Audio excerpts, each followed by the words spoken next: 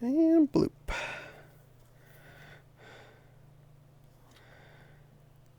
Well, hello, all my lovely fluffs. My audio is not picking up, is it? No, there it is. Double check. Yeah, I heard me. Cool.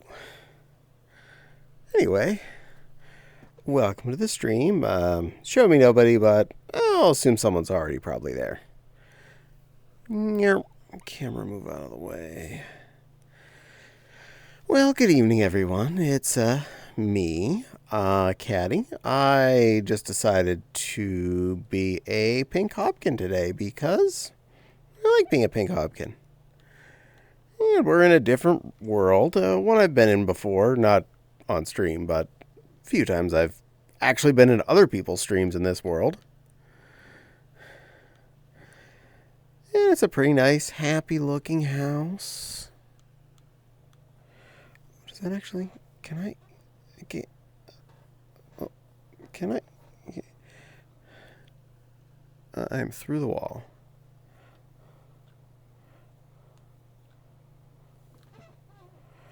Great. Well, that coffee mug is, that's done with life. It lives down there now. Okay. Can I grab the coffee pot? No. Okay.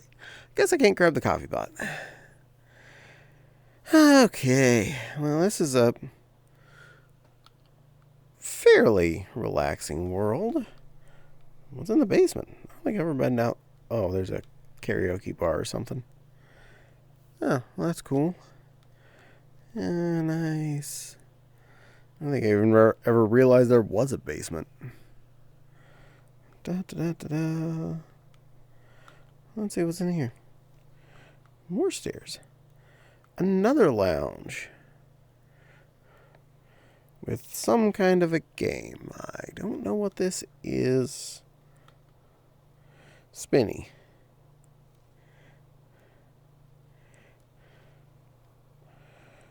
Group shot. Oh. Drinking game. Got it. On some cute little basket chairs that you can see behind me. Looking out the window. Yeah, it's pretty nice.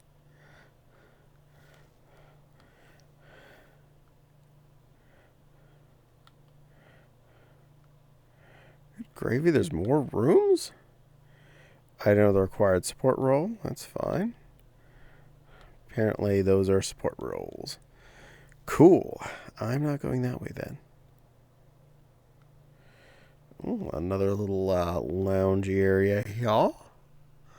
You could sit and relax and enjoy the world. Wow. Alright, let's go upstairs, see what's up. I know what's up here, at least. Or at least I think I know everything that's up here. Some nice areas. Looking down at the main living area. Here, I'll give you the reverse view. I don't know what's on the TV there, but something.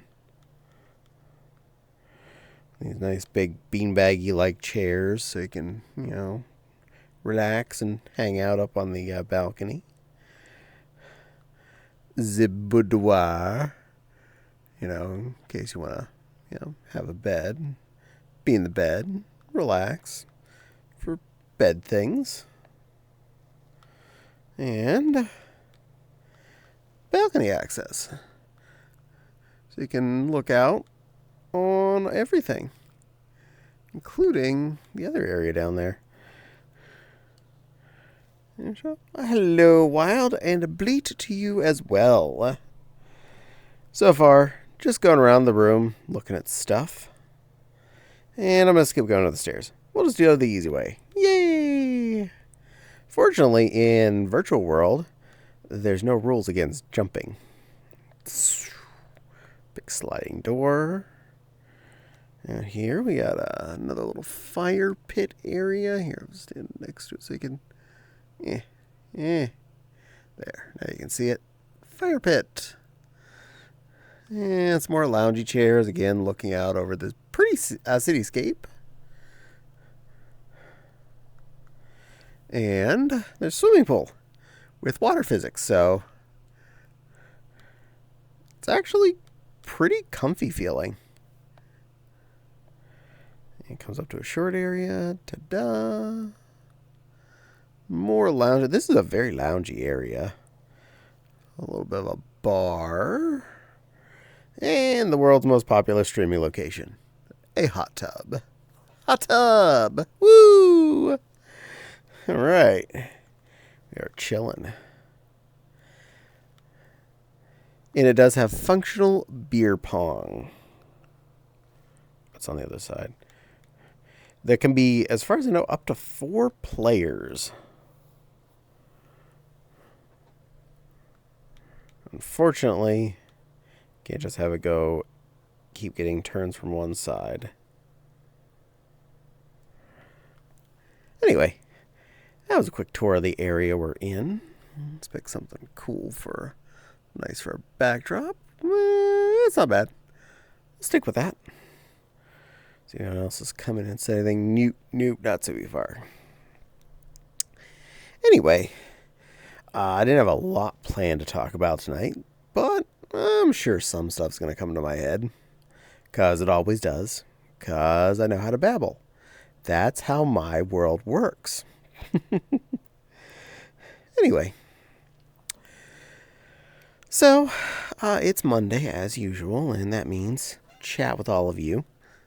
And get tangled up in the giant umbilical cord that is an index.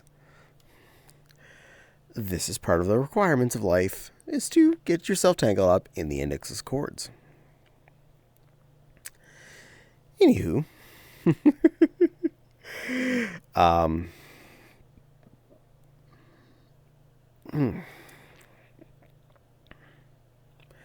Yeah.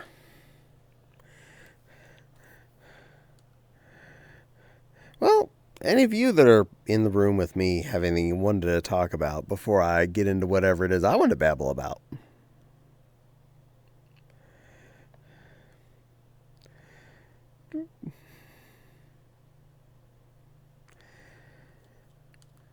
Well, anyway. Not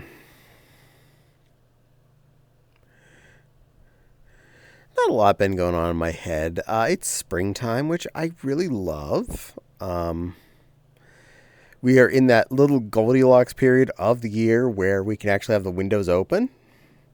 As opposed to when you open the windows and it lets in the freezing, or you open the windows and it lets in the nuclear and interferes with the air conditioning. The magic time I know is about over because we had, it's like 81 tomorrow, so it's still passable. But usually around the end of Memorial Day is when you lose the freedom of windows and you have to go back to having the air conditioner on and everything closed back up.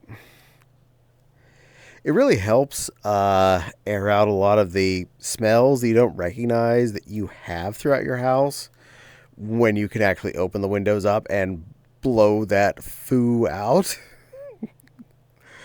Because when you live with a smell, you never notice the smell until the smell is gone or you've been away from it for long enough. A good example of that is when you go on vacation for about a week or so and you come back and your house smells. Now, your house doesn't smell any different really than when you left it, except for maybe the smell of 1 or 2 socks that are still, fermenting in the laundry basket. But that wouldn't make your entire house smell unless you have a very, very small house. No, the smell you smell was there. You just didn't notice it was there. So, yeah. And we all have some kind of a smell.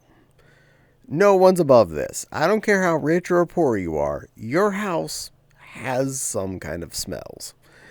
I'm not saying what all of those smells are because everyone's different. Everyone has a different body odor. Everyone has different stuff odor. And your house may have even come with a bit of a particular smell that just is in the walls, in the carpet that you never replaced. It's just there. And even if you replace the carpet with new carpet when you moved in, within a couple of weeks, it is adapted to you. It is adapted to things you've cooked. It's adapted to your feet, the dirt, the air in the area, the rest of the house that you could not remove the smells from because they're always there. So yeah, we're in that season where I've had the windows all open and it's so nice. Granted, that does mean you have the added noise of some fans in windows, which I don't know if they're picking up or not, but yes, there are fans blowing in this house. None directly in the room. I do have one under my desk, but I don't have it running now while I'm on stream just because I didn't want to risk any extra pickup while I was talking to everybody.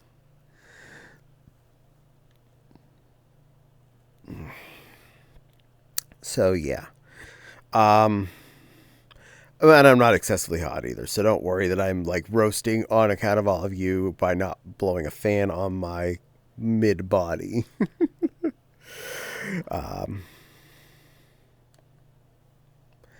Hello, Maki. Welcome to the stream. And welcome to this lovely house that I'm currently invading.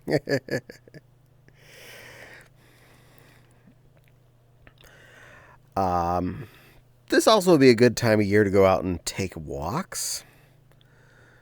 But I'm lazy. And I'm very much a homebody, so going out taking walks isn't always as much fun for right now. And I kind of got to really be in the mood to go out and take a walk.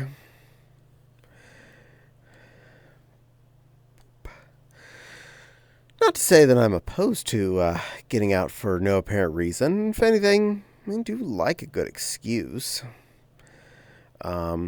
Weekdays now, though, are pretty well scheduled out.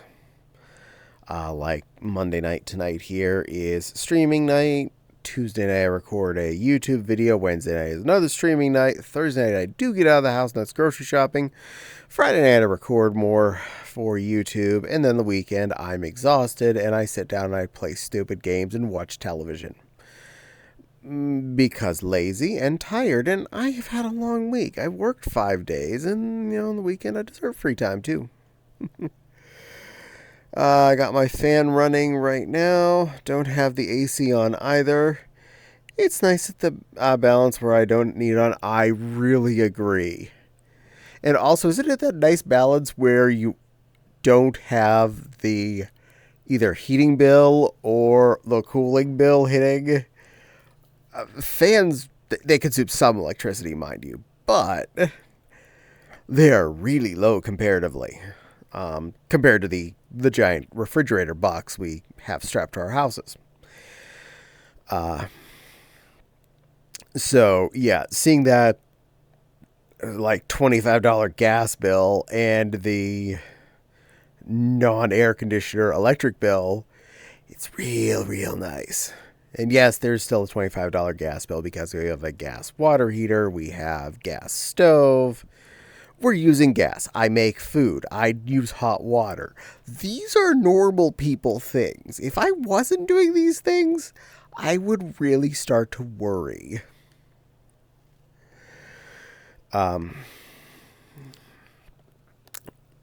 One of the things I was thinking about was something I used to do a lot more when we lived in Carlisle, and I haven't been doing as much in the last couple of years, but for a good reason.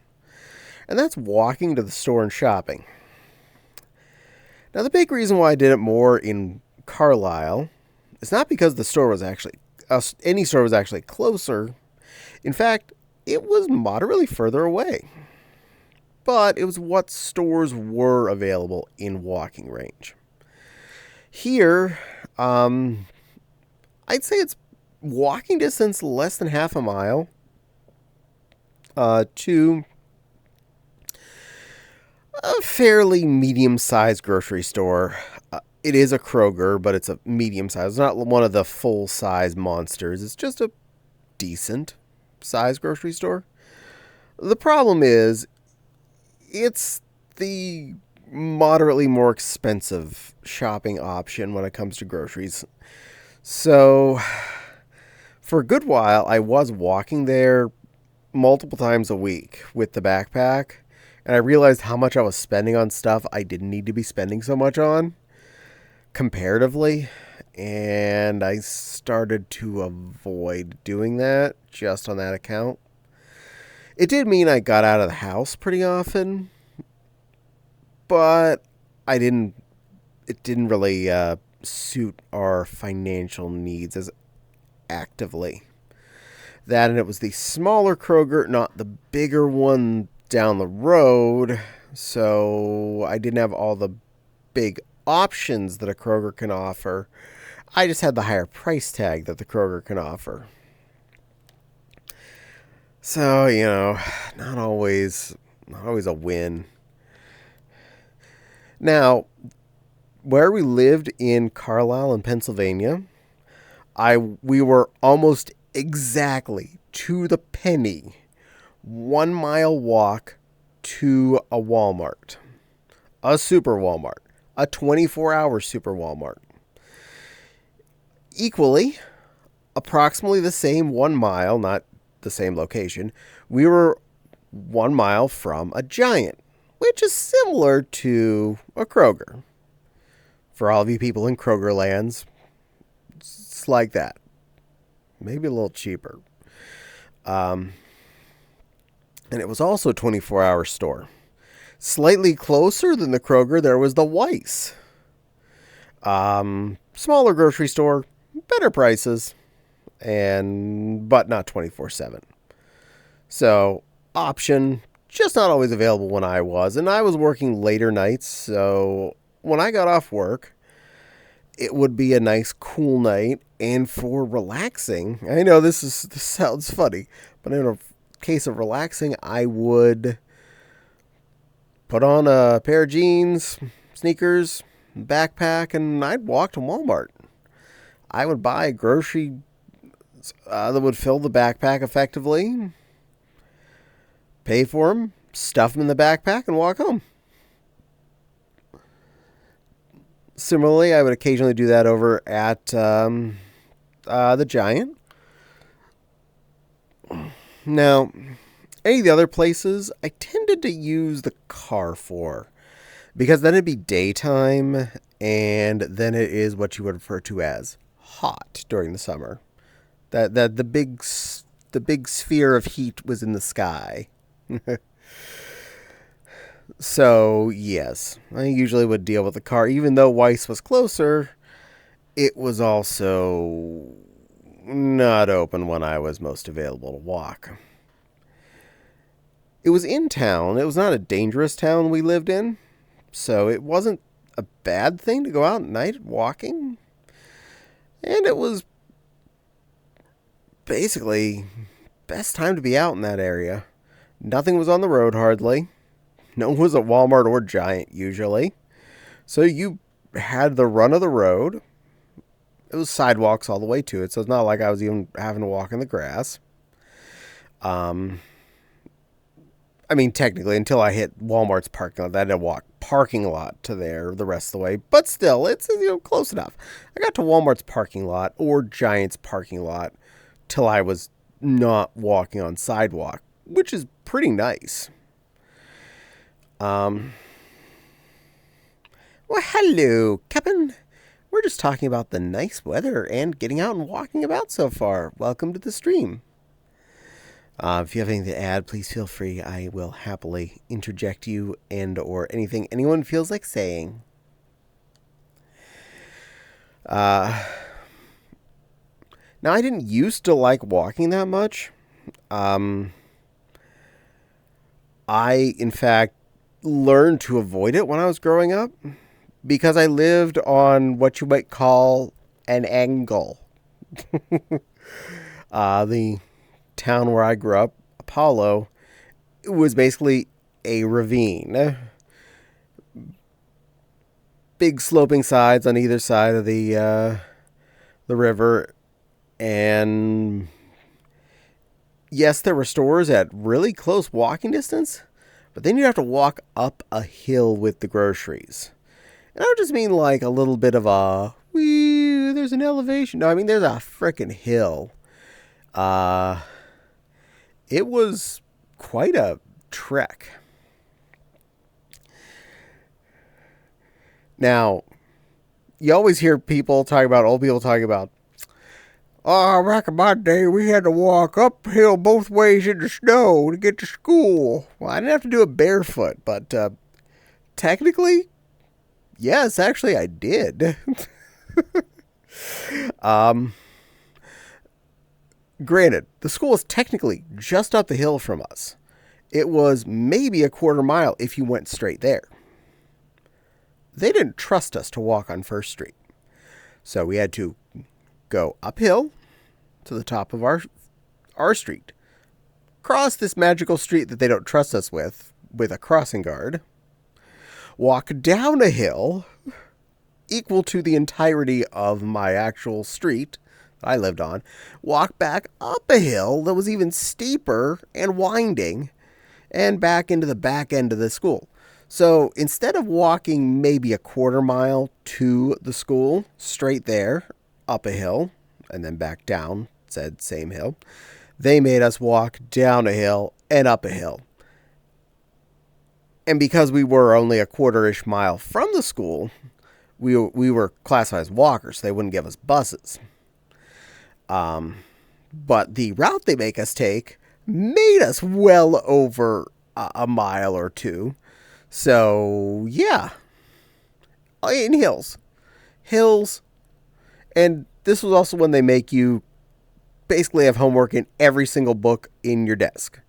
So, you're walking home with 5-ish books on average in your backpack, up and down hills, every day, in either the heat or the cold, trudging it. So, obviously, I learned to hate walking. But I got good at it because even though I got chonky around, say, 3rd grade, I still kept moving because it's either I walked or I didn't get home. College, similarly, I had to walk wherever I was in downtown Pittsburgh to get to and from my school or to where my bus was that would take me back to my apartment, or to my job, for which I had to stand at. But it was really good, the fact that it got me a lot of free food. Low pay, but a lot of free food. Chunky cuddle pie. Well, yes, I was pretty chunky. I used to refer to my 3rd to 5th-ish grade self as Sausage Boy, because I looked like a sausage. I don't miss that version of me that much. So, I wasn't really a big walker at that point in my life, and it wasn't really until my lovely Autumn became part of my life that I even considered sassy sausage. Thank you. Autumn was actually the first person in my life that was like, hey, Walmart's pretty close. This is before we moved to Carlisle. We still lived in the York. Let's walk to Walmart. I was like, it's far away. And he's like, no, it's not. So we walked to Walmart. And I realized, yeah, it's not that far away. It was also about a mile. I'm not exactly sure how far it was from the place we were currently staying to the Walmart, but it wasn't that bad, and it was a nice day at the time. Walmart was still 24/7, so we were able to get there, buy stuff, and get back home. And got out of the house for a while, which in that particular living situation, it was probably good we got out of the house for a little bit.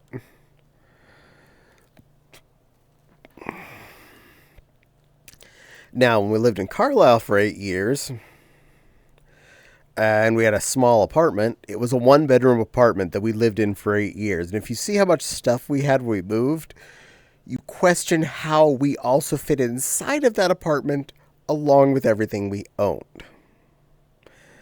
600 square feet, two of us, and we both work from home. There was no escaping each other's presence for those 8 years, period.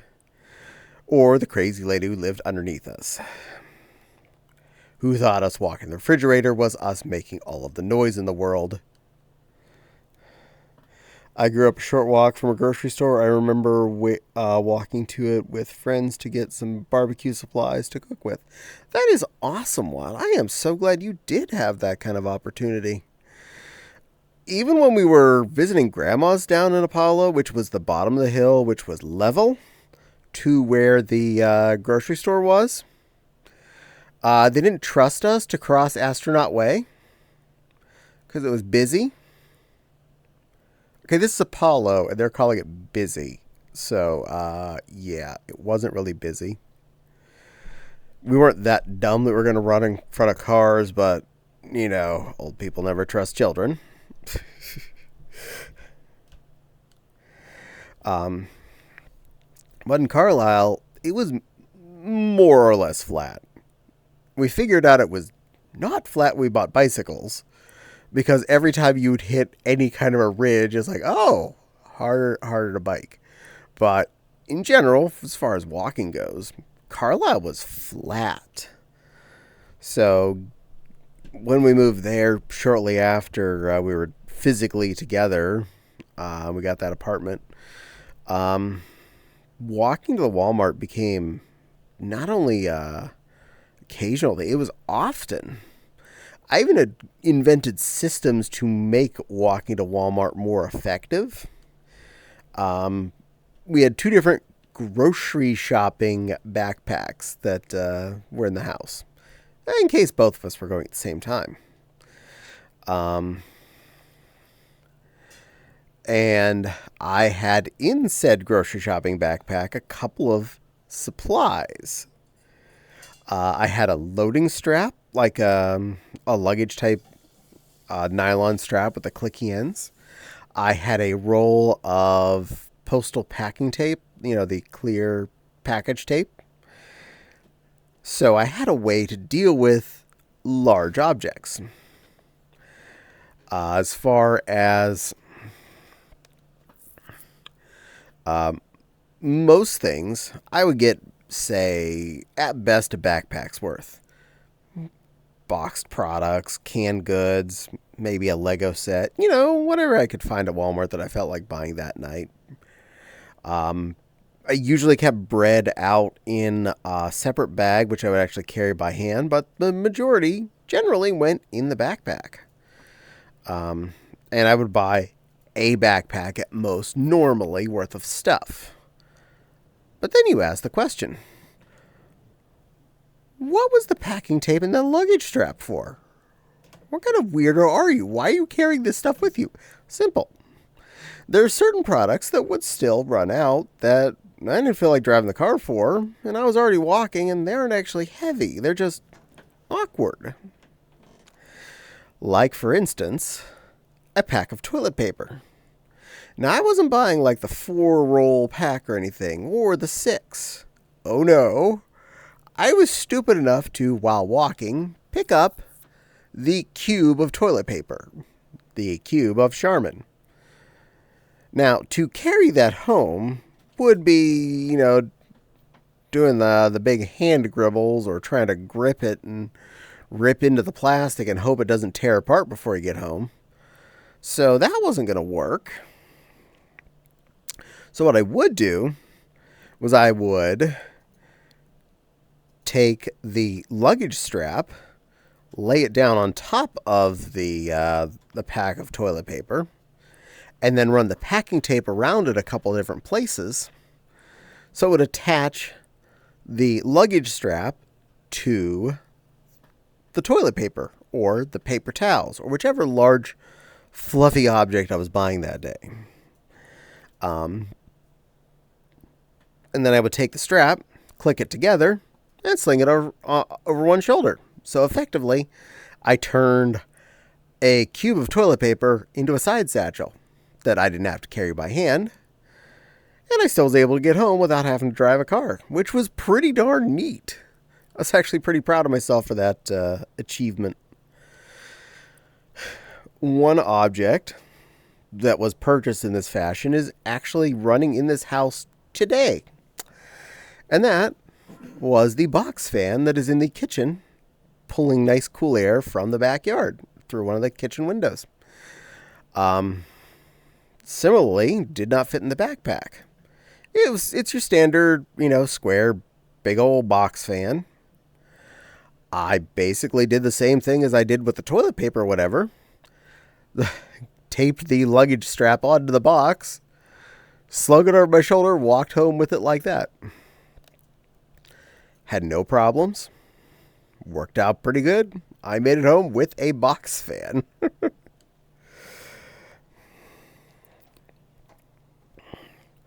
So yes, I am crazy. I am weird. I'm adventurous. I'm also occasionally creative when it comes to stuff like that.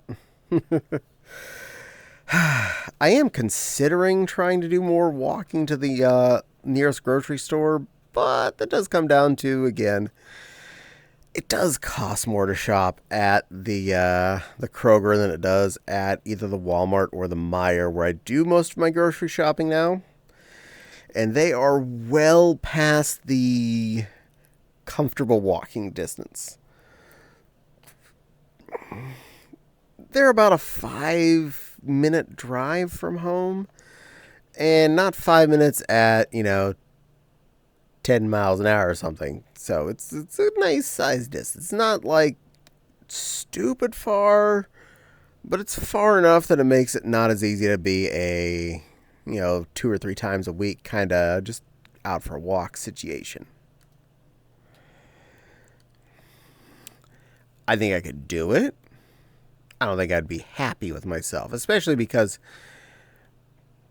when you're doing that kind of a trip, it's not just that you're walking to Walmart and back.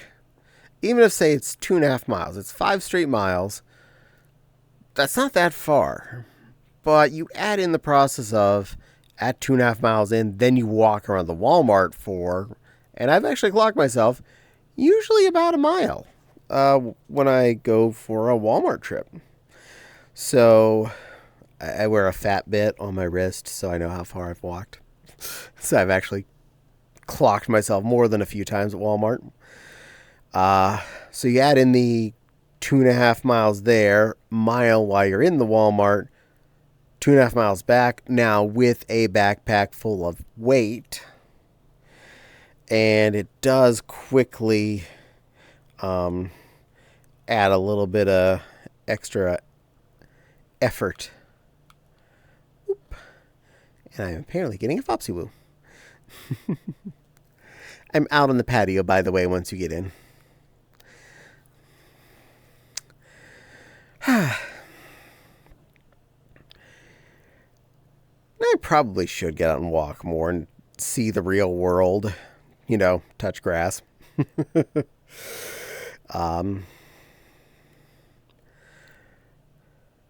So I probably should make it a point to go out, even if it is just to walk around the grocery store, even if I'm not intending to buy much of anything when I'm there. It might be nice to just do the thing. Then a good excuse to buy, say, a cake, because they do have some delicious dessert products in their bakery section, and I like dessert products. I like cake. Cake's good. We like cake. In fact, the last time I went there on a emergency situation, I picked up some kind of a cake. It was really tasty. I think it was called a pudding cake. I guess they used pudding in the batter instead of like milk or water or something. It was really, really squishy, juicy, mushy cake. Oh, there's my little Bap. Hello, little Bap Bap. Welcome to the stream, cutie pie. Yeah, it's my good girl. Someone's little flappy Bap today. Little flapper.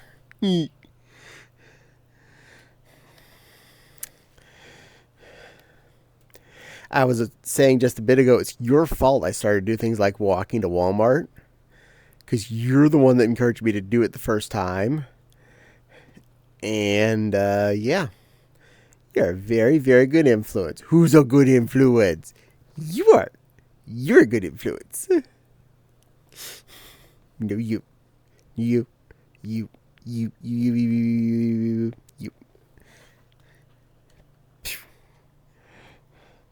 And yes, I agree, Captain. That is a cutie. That is very much a cutie. Adjust my bum. There we go. Yes, I'm not actually standing. I am sitting on a chair. This is called effective use of time. That until I have leg trackers, you'd never really know the difference.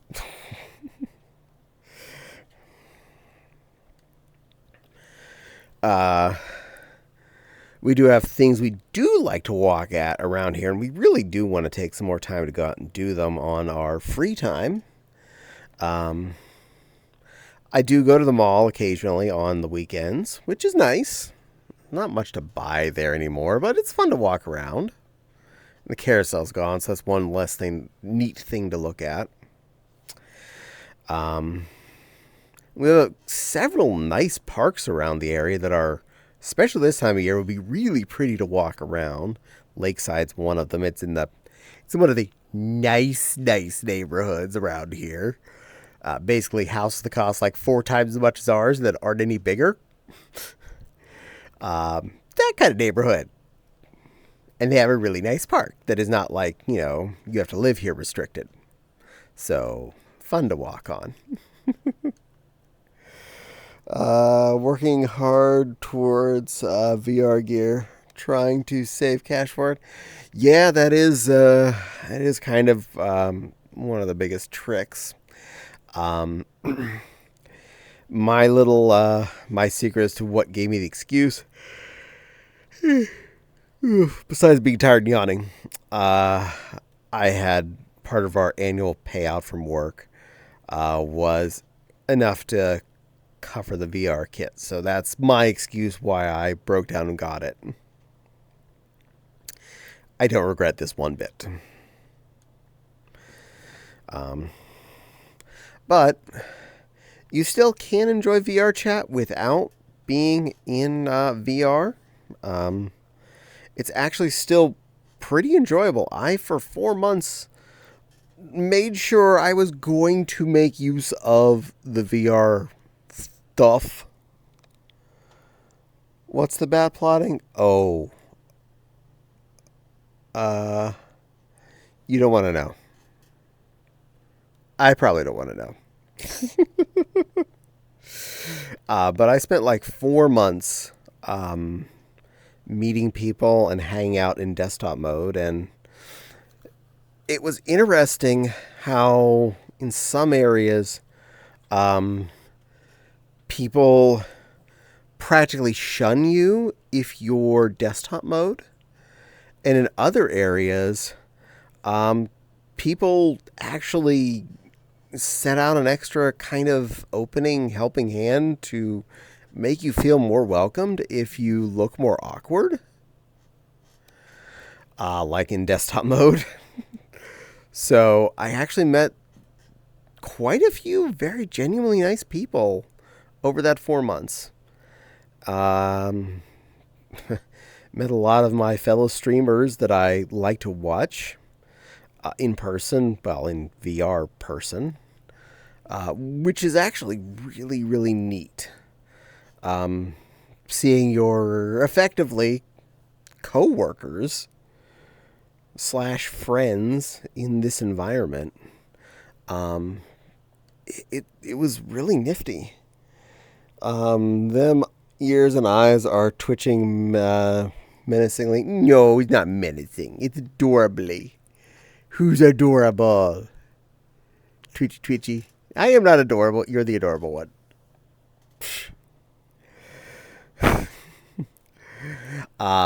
Now, we both ended up with index kits. I got it and then someone else tried it and found out how much they liked it.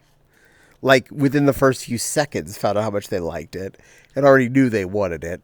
So we both ended up with the basic hardware. So we both have upper body. We both have functional arms and faces. And since we're indexes, we have fingies. I do love the fact that we have the finger control, which apparently the other types of controllers don't quite have right. So yay.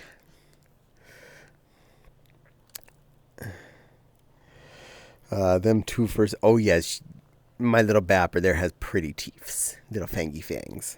They're for taking out fruit. That would be a fruit bap. Attacking them vicious fruits, pouncing on them. Good girl. Now the idea of getting the 3 needed trackers for full body, 3 effectively is the minimum to really do it correctly. That's close to $500.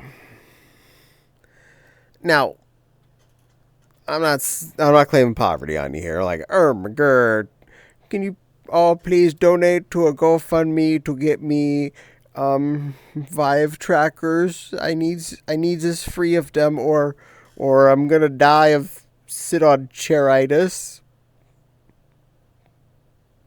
Is that a thing? Could I die of that? Now I'm starting to worry my own self. I didn't know that was a disease until I made it up. It's probably fine. Okay, yeah, harmless cute bat with no evil intention confirmed. Very much harmless. It's a cute, cuddly little bap. I'm just trying to not spend all the money on something like this right away. I first want to make sure I enjoyed VR chat before I spend any money on, this little oven that I have on my face and these whapper dappers that are attached to my paws. So before I invest another, $500 in a little diddle to attach to my waist and 2 to attach to my ankles, I figure might as well at least know I like this first. Fortunately, since we both have full index kits, we have the 4 base station-y things around the room already, so we're ready for any kind of tracking situation. In fact, just having those makes the hand and head tracking so buttery smooth. When I first set up the single unit, I have one in that corner and one in that corner. And we got the other 2. We got one in that corner, one in that corner. So, all 4 corners of the room. Little bonus that our room already had 2 corner desks with hutches. And the other 2 corners have shelves on them. So, sitting up with fursuit heads behind me on top of the BAPS desk is one of the base stations. On top of my desk with fursuit heads is another one of them. Shelving unit over there with my Battletech mans and some of our older video games in their cases. And on that one with books and things.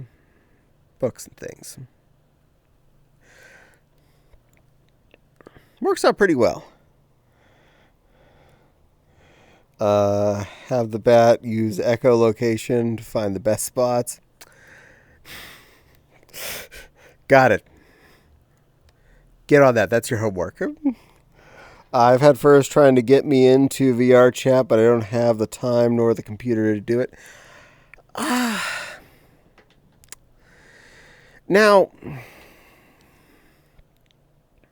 it doesn't take much of a computer to be able to be in it in desktop mode. It's actually pretty lightweight. I have found one of my computers I wanted to use it with for desktop mode that is not good enough. skipping back to when we were in Tornado Exodus the first week of April. I brought one. I brought two of my laptops with me. One of my two tiny detachable ones that can turn to a tablet, and my, I don't know how big it is, like 14-inch, really basic Dell laptop. I got it from points at work from the rewards website, so you can understand how not great it really was, but it was free. So I mean, I'm not gonna like, oh my god, work gave me a dumb free thing. More of a, it was a free laptop, and it laptops. I browse the internet on it. I can talk on Discord and Telegram and watch YouTube videos or whatever normal stuff. Some basic games. I played Prison Architect on it, Mech Commander, Cookie Clicker. Normal stuff, basic things. But running it with VR chat over wireless was not happy. As you can see, we're both in our lovely, full, detailed avatar models right now. I was on automatically reverted everyone to fallback mode avatars, which are ugly and scary. Everything was jittery. Everyone's voices were delayed and stuttering, and I couldn't do anything. And being day one, the first Monday of our Exodus was turning into a week of Exodus, I honestly broke down and cried because that was my one attempt to make contact with the real world while we were stuck in someone else's house, and it didn't, and that sucked. That hurt.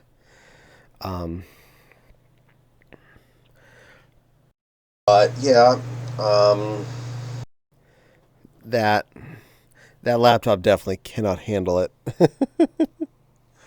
I've just been thinking about doing it mostly because somebody have been doing it and maybe won't come off as cringe in chats anymore. And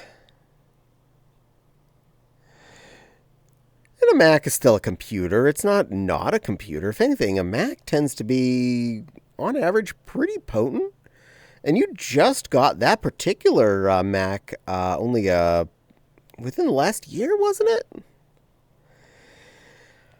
If I remember right, because yours just died. I'm not making fun of you or making a joke out of that. I'm just saying it just kind of it finished.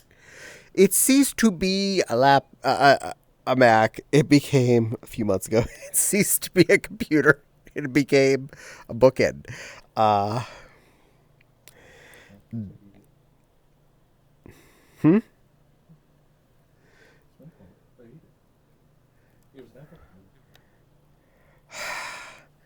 Sorry, Wild. Fruit bat ate your apple. Computer go boom. But yeah, I'm pretty sure your Mac would successfully run at least desktop mode. They do make those critters pretty potent as far as they are. They just tend to cost a little bit more per bang for your dollar. As far as like megahertzes and gigadizzles and doobie-doobles, whatever numbers that they make. So, worst case scenario, it might run a little stuttery, but yeah, you should probably be able to successfully run desktop mode with effectively full-fat avatars. Nothing would fail to load. You're allowed to grab them if they work. I don't know if these ears work. There, that help? No grabby?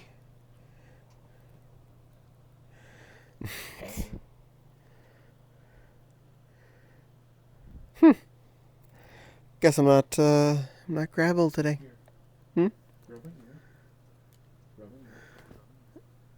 Mm-hmm. Put it somewhere you want it. And click? There. I'll put it back.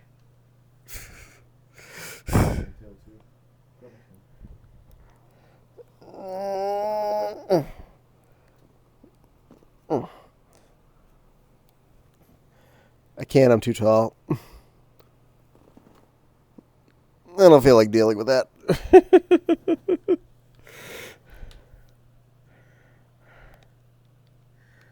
Get you back when you're in camera. There we go. Don't want to lose you. But yeah, a Mac, believe you had a Mac Mini was your end result again, would actually most likely run VR chat pretty okay. And if you are curious if it would successfully run, say, an Index, Valve actually has a test program on Steam that is free. It's free. It's 100% free.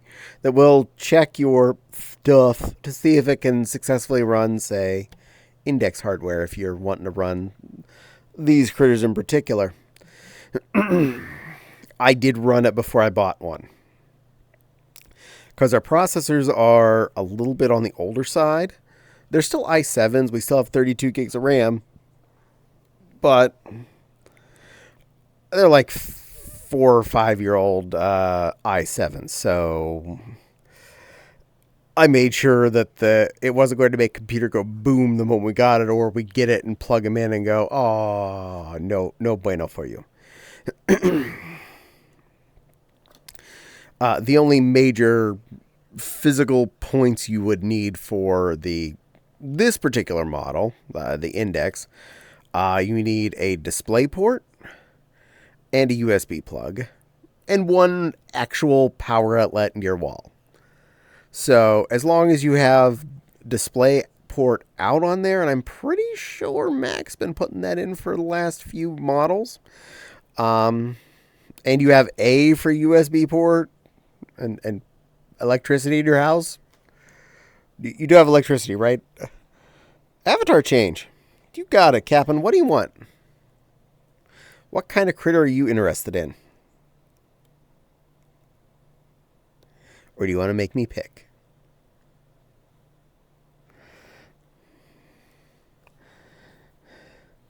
But I would definitely recommend before you got a moo. I don't think I have a cow. Avatars. Mew. Moo. Nope, no cow. I do apologize. I have some other Hobkins. I have a Tatum. I have an Arflin. I have a Gremkin. I have a Bunnycorn. Some Renamon. Lucario. Click back into you to see if you have anything. World needs more moo. Well, a few of my friends actually do have cow avatars. I just don't have one myself. Cuddleshy has been a moo cow lately when she's been showing up on people's streams. And I know Vesca is a cow slash raccoon pull toy. It's complicated. It's complicated. Let's see, which one do I want to be? Renamon, you say? I wonder that one. Which one seems like it's more appropriate? I think that was the most Renamon-ish. I have like 3 different Renamons, plus one special one. There. Rena. And now I'm even taller than my little Bap. Now I'm going to play with your ears. Yeah. There. Now they're folded. Unfolded. Where's the camera at? Oh, there it is now. Fortunately, the local camera does reorient per size of your critter, so Renamon being taller automatically reoriented myself. Hopefully this particular Renamon is up to your standards. I actually really like this one. I feel it is very on. on point with Brenna. Can't do that with your tamer ears. She's not my tamer. I'm her tamer. Well, Wild, have a lovely rest of your night. Thank you for joining us. We'll see you again real soon. If you have any questions about VR chat, feel free to ask at any time. We're obviously both here. We'll be able to help you with the basics of getting into the game. Or if you have any questions about whether or not you'd like to try one of these headsets, we'd help you out there. Boop. Oh, no. You stay there. Bad camera thing. And I have an itch. There we go. Been in the headset for an hour. You're bound to have a little bit of a scratchy by then. One important thing I learned very shortly after getting the headset is, yes, you do need to wear glasses inside if you wear glasses. And my current glasses have very wide endpoints. They're actually wider than where even the glass ends by a little bit. And they're very pointy. And they stick away from my face by a good distance.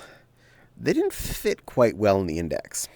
However, I did find 2 of my old pairs of glasses from previous wears that did fit in there fine. And since my glasses prescription has literally changed like a quarter of a point over the last 20 years, my old glasses work fine.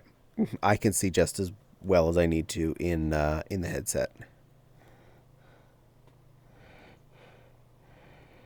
She says she's your tamer.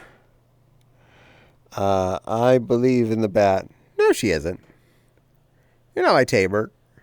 You're not my real space tamer. No, not the tamer. I'm in charge.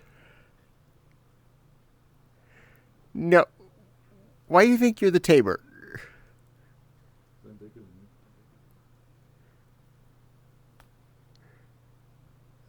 You just digivolved. That's all. You digivolved into bigger map. Ironically, this random one is actually decent sized. Which means that bat upsized itself quite a bit.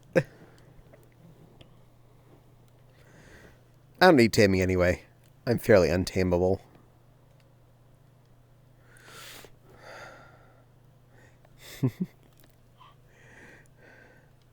I'm apparently being petted. Pet, pet, pet. I get the pets. I get pets. I like when I get the pets. Babby pets. Also, I can do this.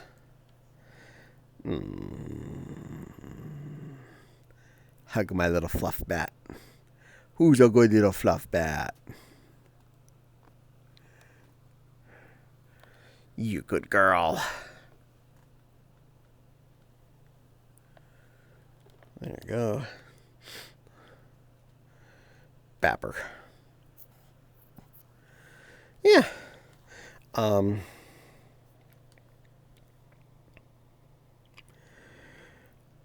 enjoyed the concept of VR chat. It really does appeal to me. Hang out with friends, doing silly things like playing beer pong or Cards Against Humanity in a virtual world with friends. A lot of weird stuff does exist in here that if you know what to look for, if you know what you're searching for, you could find a lot of crazy stuff you can do in virtual versions. Like go to an amusement park and ride roller coasters. Or just go to a game room where there is a podium setup where you can play Cards Against Humanity with people around the world who just all happen to be in VR chat, either in desktop mode or VR mode, and get to do stuff. It's really inviting as a concept. Now, comparing this to Second Life, there are a lot of plus and a lot of minuses to both situations. Now, In Second Life, I definitely found the potential of avatar creation on your own was a lot more available. Most of the construction you could do in game without having to have three other programs that you had to open up and load and upload, reload, and side load, load the load, and take a load off, and put a load in the toilet. You know, all of the loading. And assuming nothing has errors, this one behind me knows all about the fact that that can happen because someone's my Unity technical support behind me who does all my uploads for me because I'm dumb and that one's smart.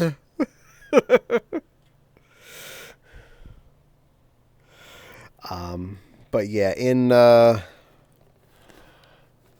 in Second Life, you had the options of you could say take off the head itself and modify parts of it, then put it back in your inventory and snap into place on your frame, and it would just do its thing.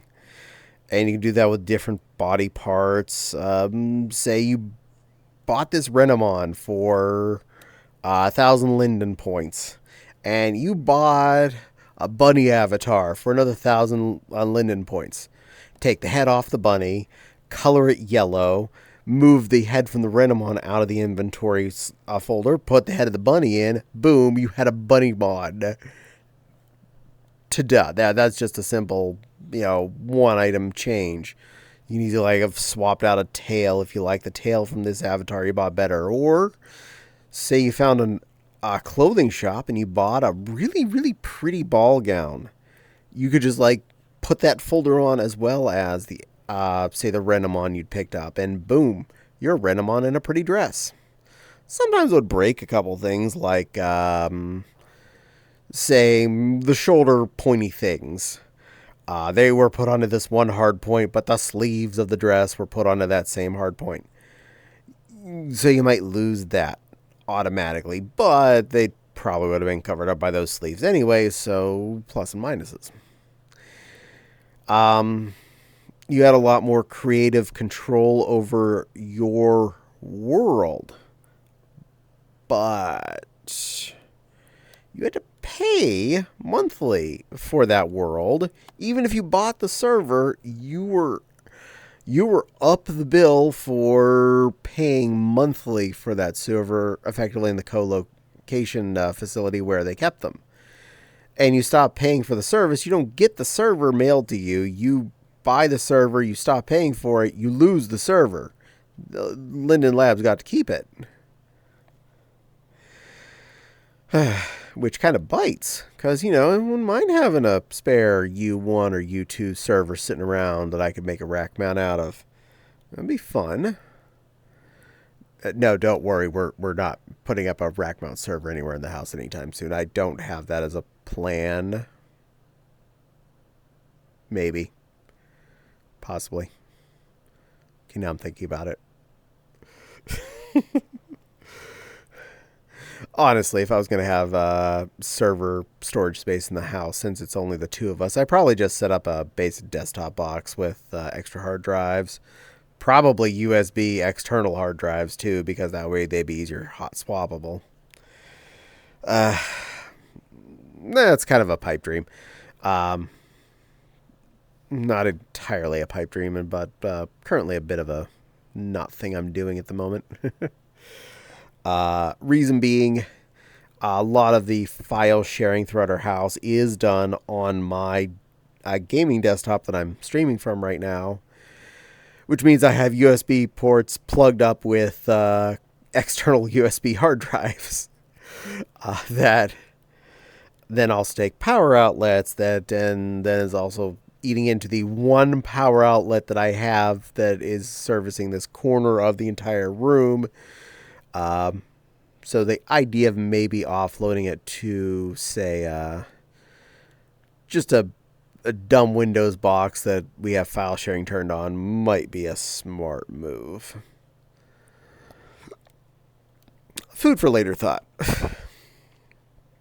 That's a later Caddie project.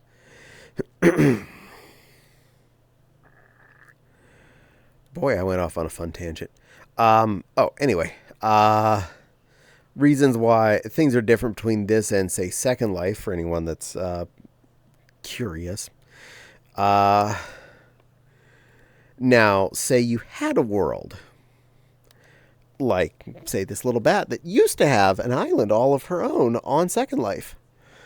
Kitsune Sea. Sorry, I didn't mean to hit the jump button by accident.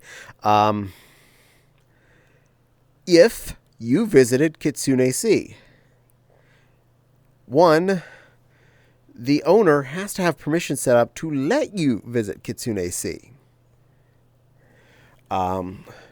She would have to have let you in. Would you have let me in? No.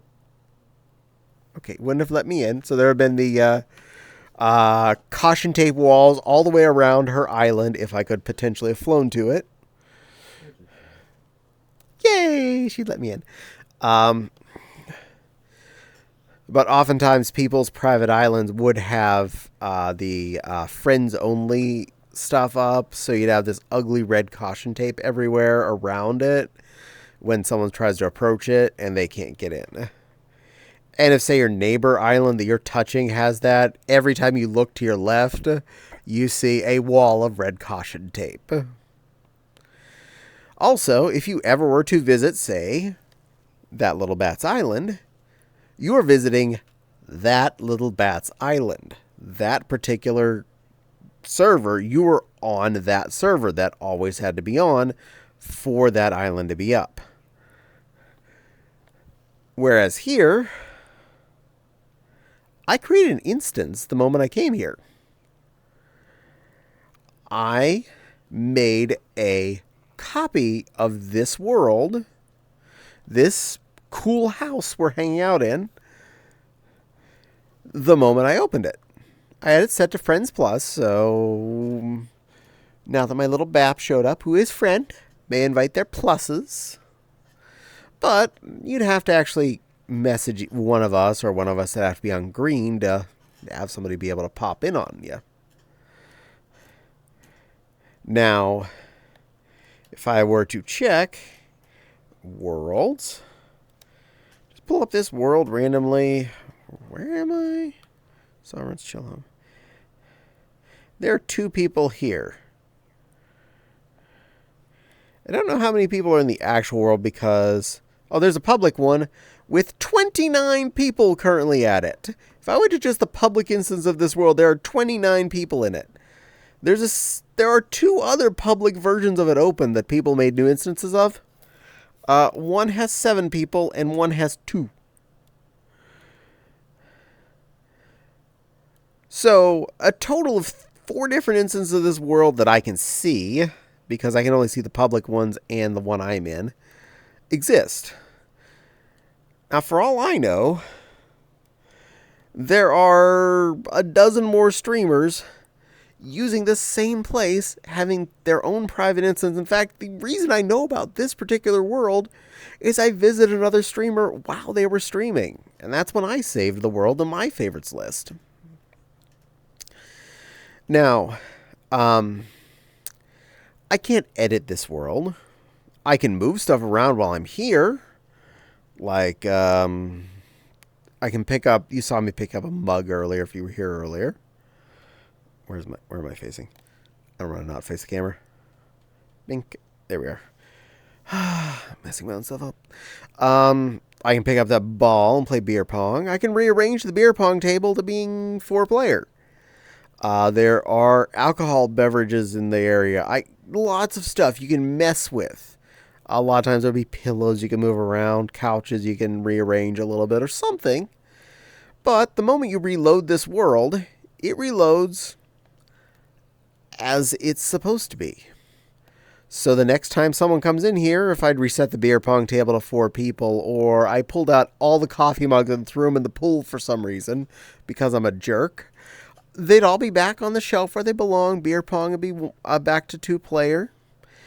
And the world would be normal. And that works for every single world. So, my home world is Heartwood's estate. I'm not advertising for Heartwood. He doesn't need that, but, go watch him in the mornings. He's a really, really fun streamer. He's on weekdays from, 11 a.m. Eastern till, 3 or 4 p.m. Eastern. And he's really fun chatter and a nice friend. So fine, yeah, I did just advertise. Go watch him in the mornings if you're free. I watch him while I'm at work because it makes work happier. Ain't that right, little Bap? Very positive.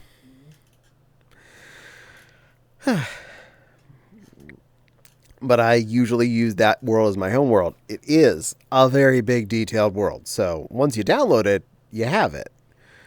If someone comes to visit me while I'm there, it takes them a while to show up because it's 200 megabytes worth of download to get there.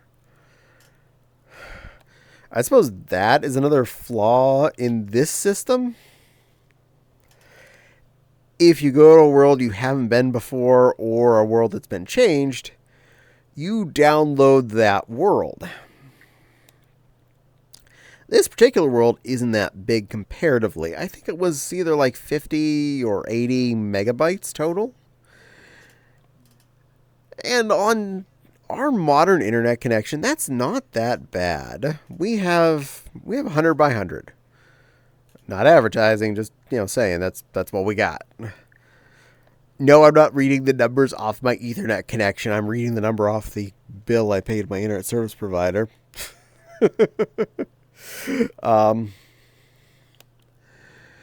So, yes. Downloading an 80 megabyte world for us, that's nothing. That's doo-doo-doo, and you just watch the number tick up so fast. But you got to remember, you do have limited hard drive space, so eventually them cookies got to be deleted. I don't know how VR chat handles older cookies, if it eventually deletes them automatically, or if I need to deal with that, and I should probably look into that since I've gone to a lot of places over the last 4 months, and some have been pretty big,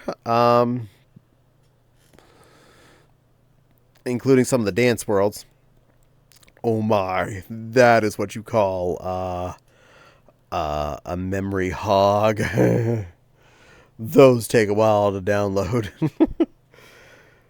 And if you have any of your friends that are on less than happy level internets, it could be detrimental for when they want to go visit a world with you. Their computer may be able to handle it, and once you're there, the actual interaction, it's not like it's trying to upload and load much, because the world is already local. Just anything that's a variable item has to be communicated over the internet, like a bat there. That bat is a variable. See? I'd have to keep loading that every time it moves. But I'm only having to load its functionality once I've downloaded the model from having seen it. All I'm constantly having to worry about is whether or not the skeleton point says it lifted its left hand. Lifted its left hand. See? That's all I had to see. It lifted. And then that's all I noticed. That's all it had to change was the hand lifting. It's allowed to put its hand down if it wants to. You don't have to follow her. But little Bap, you're okay. Are you okay? Are you broken? You said? I actually found them in the room. I touched the paw.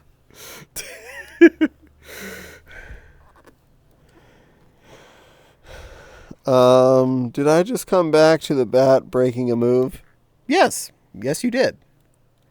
It randomly decided to dance, and I'm okay with that.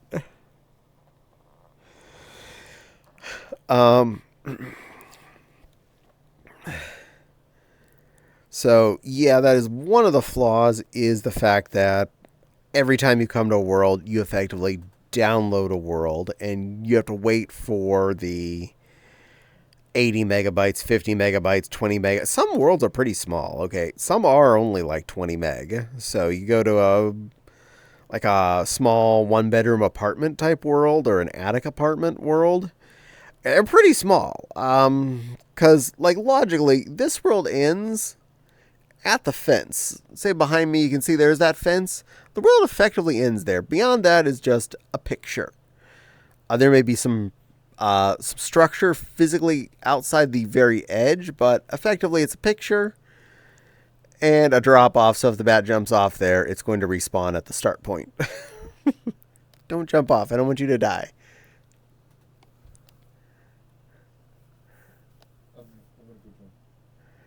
Why do you want to jump? Don't jump.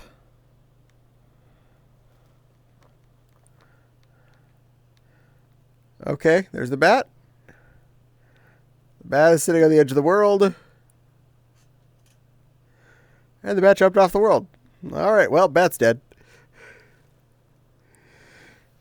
I missed the bat. I liked my bat.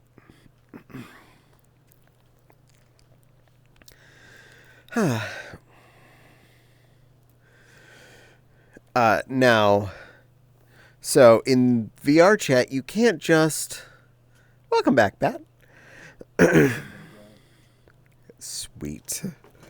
You can't just flop between islands if they're touching, or in the mainland on Second Life, you can't just fly between the different parcels. This world is this world. This world is, as far as the walls go, this world is its edge. Exploring means you have to bring up another world and go there. But in the last times I was in Second Life, a lot of worlds weren't attached. So if there was a skip sea between two islands, they weren't touching. You can't just fly cornerways. You were stuck. Oh. Oh my god, it's Hi, Caitlin Kitten. I'm not Pikachu. I'm a Renafloof.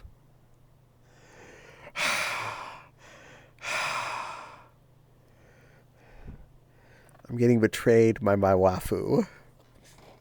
Calling me a Pikachu as well. It's Pikachu. I'm a Renafloof. Renafloof!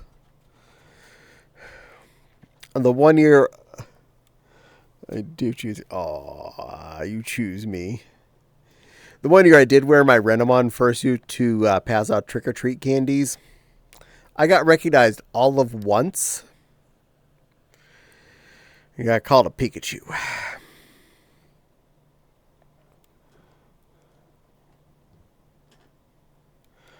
Bird with teeth. Ha, you're a bird with teeth. Toothbird.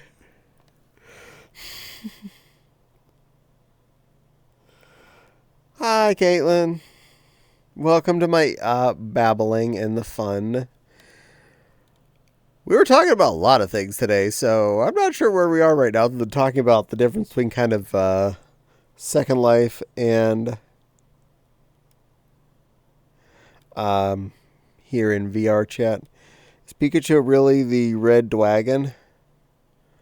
No. I'm not a dragon. Last I checked. Closest thing I have to a dragon is a Gremkin. I think. Do I have a dragon of any kind? I don't think.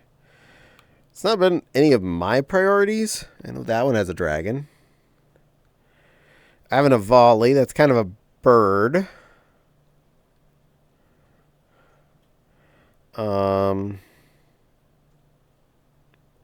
And the Gremkin is the closest other thing I have to a dragon.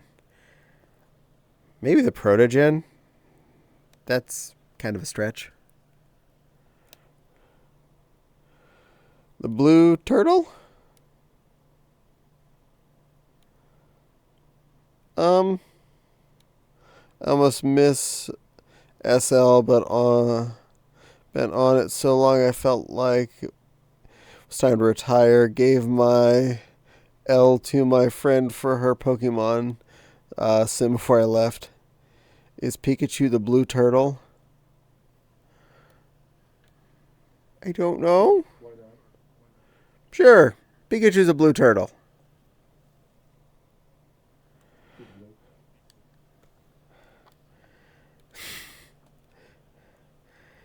Well, I've been this for a little while. Let's switch into something else. I'll spoof it up a bit. I will change you up with magical flame. Magic flame!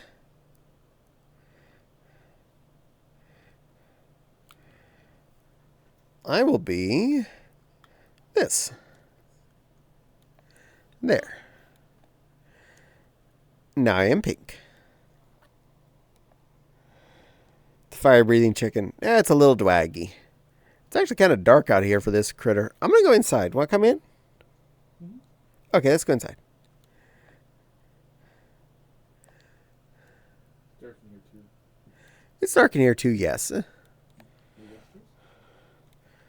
Okay, let's go upstairs. Actually, is this room lit better? No, that one's actually pretty dim.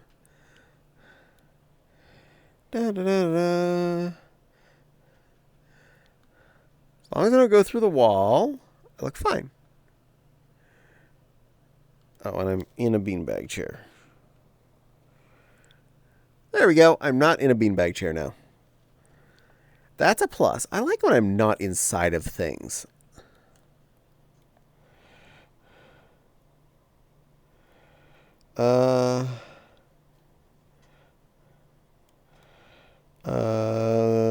It's fire breathing chicken. It looks so submissive and breedable.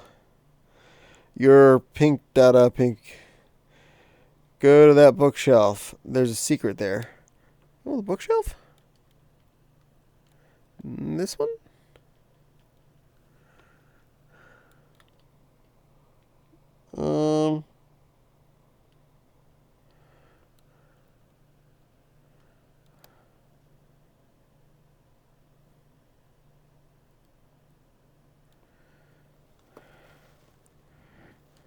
Unless I move to a different bookshelf. No, wrong bookshelf. It's in the corner. Oh.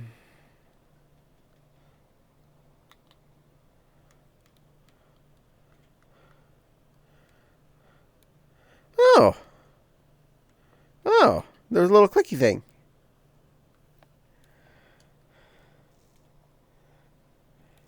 Was this the thing you were trying to tell me? It's a nice little chill room in here. I like this. Oh, I like it. And it's another hot tub. There's a second hot tub. And a second swimming pool. Hot tub. Whee! Oh, yeah. Hot tub stream.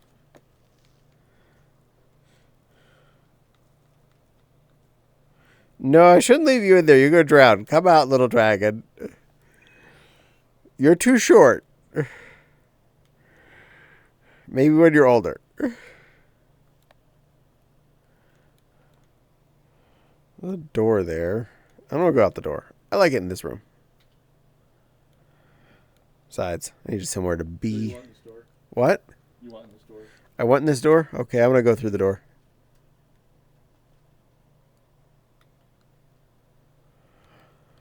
Oh, snap. So, there's a pole. There's a pole.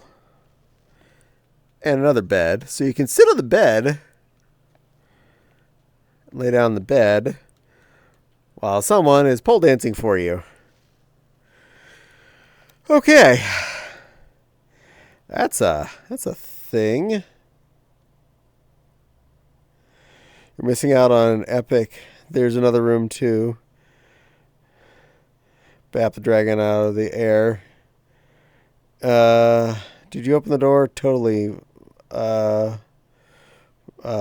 fireman. Woo! Caddie, go to it. Yeah, it's totally a fireman's pole. It's absolutely for firemen only. Only firemen would possibly need this. It's to get from the ceiling, which has a roof, down to this particular piece of floor. Uh-huh.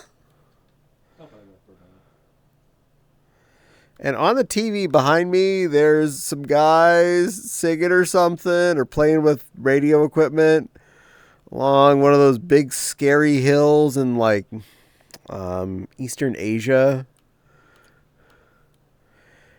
because it's the giant windy road to go up hill. It was on many of those TV shows about big scary roads.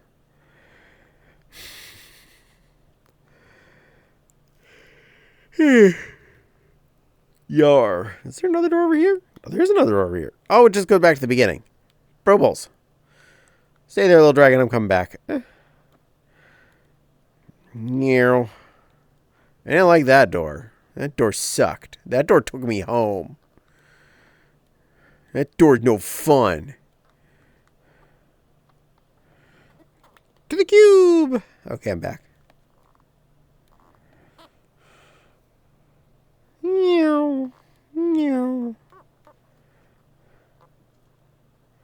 Where's my little dragon at? Where did I lose you? Oh, there you are. You're less a dragon and you're more tiny. Well, if you're going to be tiny, I'm going to be tiny.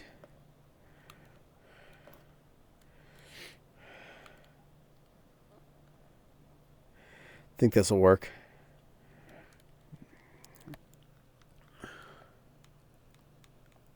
Now you're bigger than me.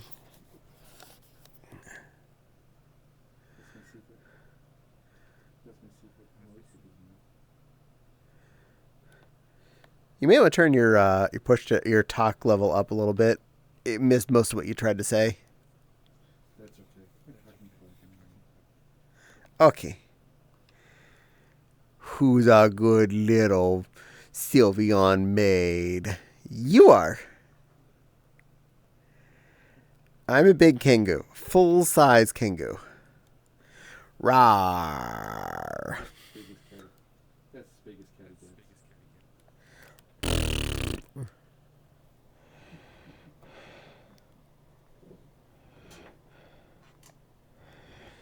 You failed. You are fired. No! No, don't fire me.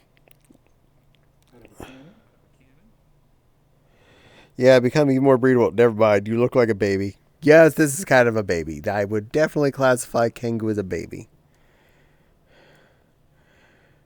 No breed to baby. You heard it here, folks. Caddie's a baby. Not a baby. There. Something a little less baby. This is bigger. See, I am a full-size Hobkin now. You're still a tiny Sylvie, and I am a full-size Hobkin.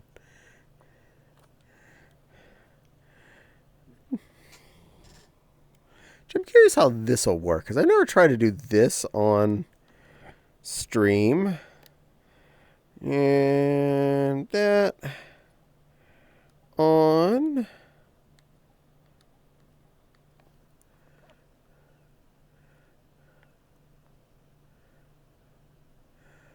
Yeah, that doesn't seem to look right.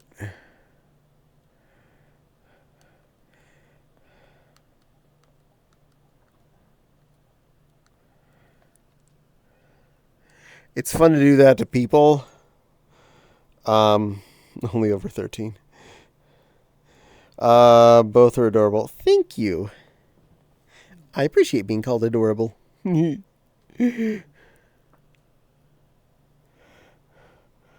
But Hypnokin does not work very well on over the stream, so you can't see the Hypno stuff. But if someone was standing next to me, they'd be enveloped in a world of swirly. I like his avatar. It's fun. Also, it has really fun glasses, and I, as a glasses creature myself, that's important.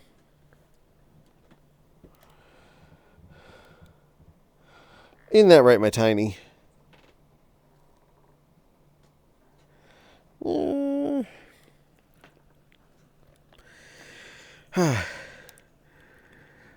So you don't necessarily have as much immediate creative control on your worlds as you do in, say, Second Life, but you do have a giant variety of well thought out places that people have created over the years.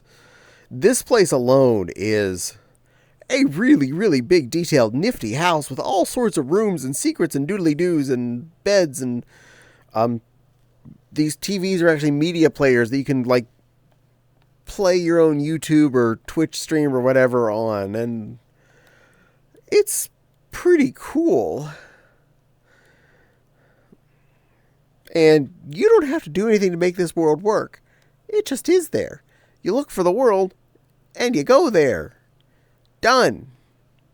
Done. Like, say, if you wanted to know where this one was, it's called Sovereign's Chill Home. SOVREN' space chill space home. You can look it up yourself. You can come hang out here. You can stream your own stream from this world if you so chose to. Nothing's stopping you. I'm not going to, like, claim it as my own. It's not like I even streamed from here first. I found it again because I was visiting someone when they were streaming here. So that's why I knew about it.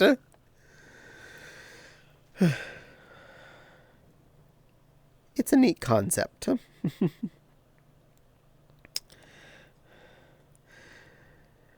Well, I definitely find VR chat a good place to come and relax, sit around with friends and talk.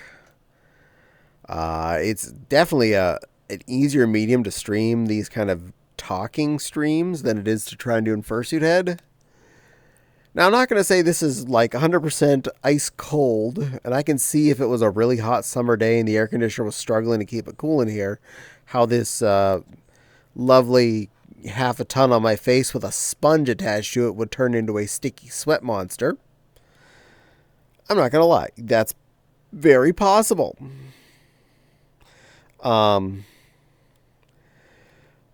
But compare that to a fursuit head and me having to breathe through the little mouth hole and try to read my chat through the eyes, which on Wednesday nights you can see how well works.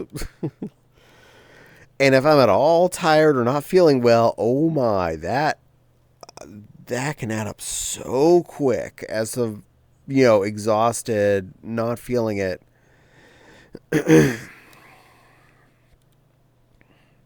So this is definitely a boon. Right, little tiny? Hey, W Sweetie Sweets. Also, we are nerds in the fact that we are married. We are physically sitting in the same room. I can reach out my left hand and touch that little one. Oh, and I got my podcast. How cute. Yes, I can reach out and touch my love from here. But it's fun to hang out in VR chat because not only can I hang out with my wonderful love, but I can also potentially hang out with other people. Friends from all over at the same time can be on VR chat, and we can all hang out, snoogle, go to a movie world and just watch things on different streaming services. Many of which are not, legit. And I definitely am not going to stream on Twitch because I do not want to get in trouble.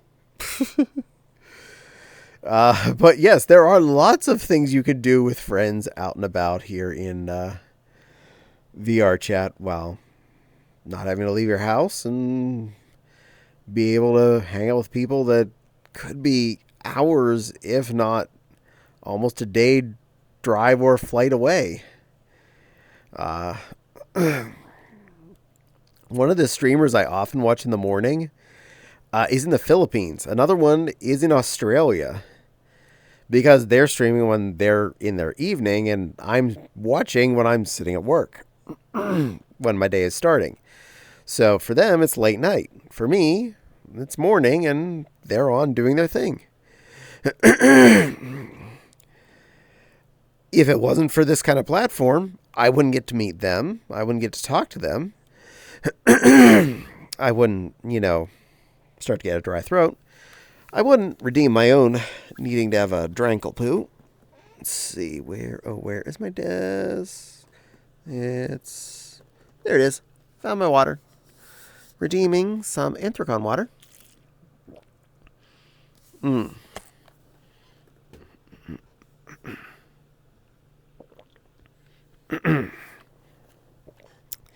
Talk for an hour and a half. You eventually get a dry throat. That's better. Are you playing with my tail? I'm okay with that. Just curious. You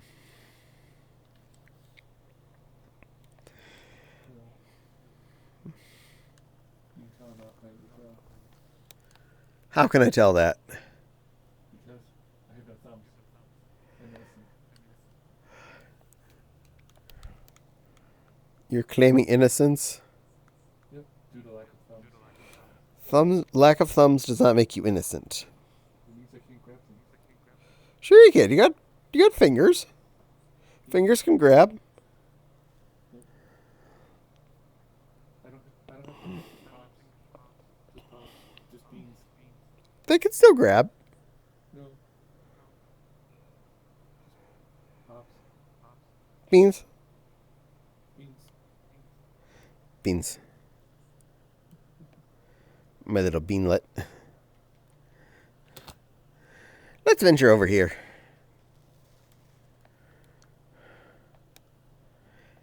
Yeah, that's a lovely view. It's pretty out that way.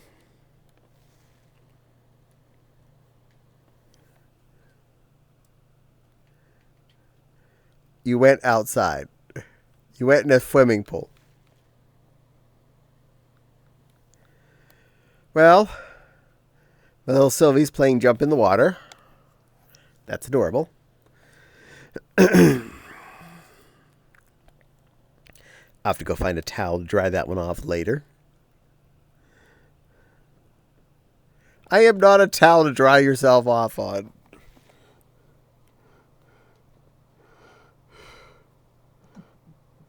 Smell like a little wet Eevee. Yeah, he's still cute. I love you, little cute. You're the cute one. No, I'm the big, scary Hypno Hopkin.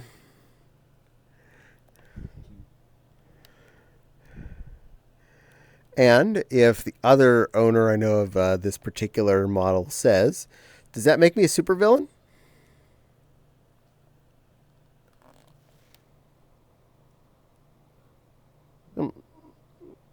But I have a minion. I'm not a minion. Are you sure? Mm-hmm. Do you do things for me? I'm too mischievous to be a minion. Oh, it's true. Oh well, I guess I don't get a minion. That's life. Not everybody needs minions. I have a small friend. Slash Wafu. Slash Sylveon. Slash maid. I'm okay with this.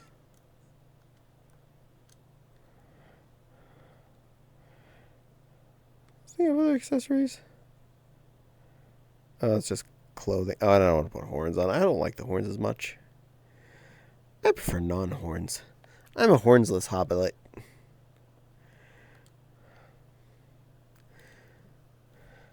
Not complaining about anyone else that wants to wear the horns, mind you, including a certain supervillain. But it's not for me.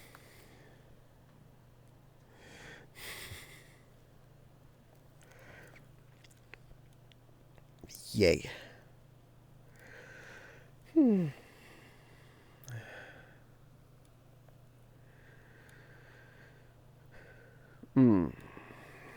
And I have been spending way too much time playing Idle Home.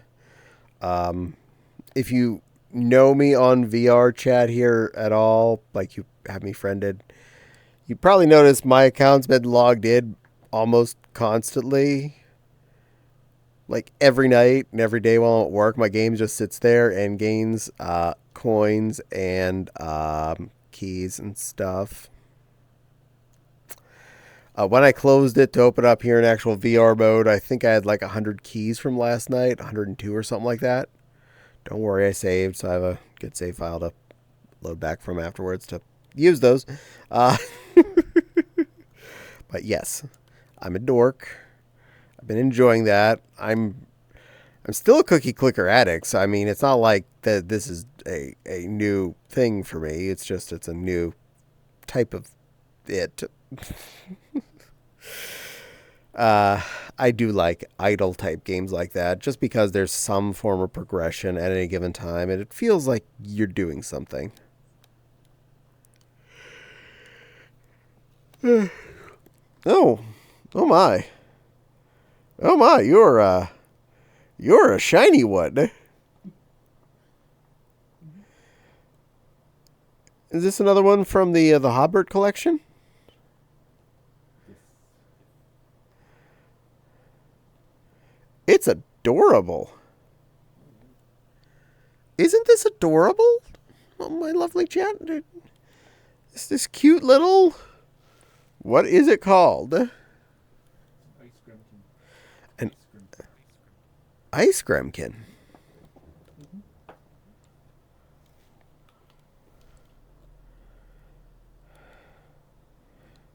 Neat. Eh, eh. Pressing buttons. I shouldn't do that. I should know better. Just gotta fix his bones and stuff. You gotta fix fizz bones, you say? Mm-hmm. Just right now there's no animation anymore. You are allowed to talk louder. Stream does want to hear from you, too.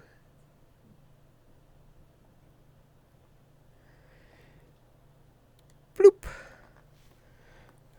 My cute little floof. I'm not necessarily a one-man show or a one Hobkin show. Just because at the moment I has a friend with me. Who ran away. Yay, I'm a one-man show again.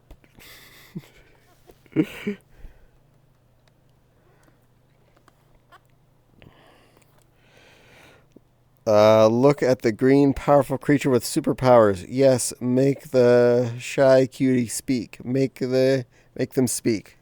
See, I told you. They want you to talk. I don't know who the shy, cute green thing is. I have no idea. So. Hey, my little Gremkin.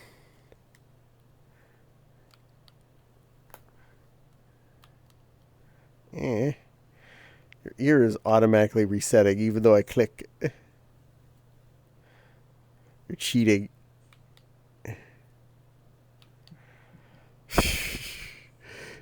My sweet little gremlet.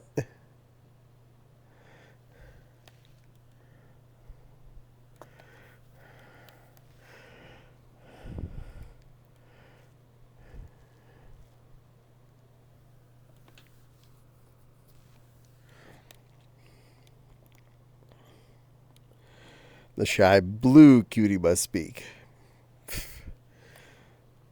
No. You know my real space though. Are you sure?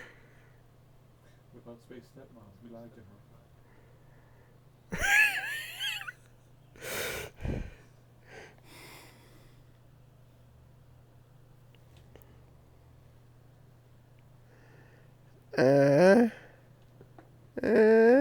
Boop. I didn't lie to Space Stepmom. She was just a fish with a robot monkey body.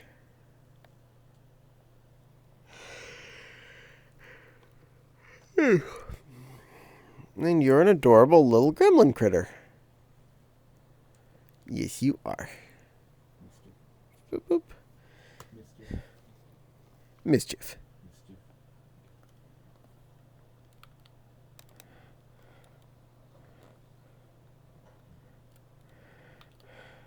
I hear this one's pretty shiny. All right, shield your eyes, kids. This is about to be bright. There you go. Bunny corn.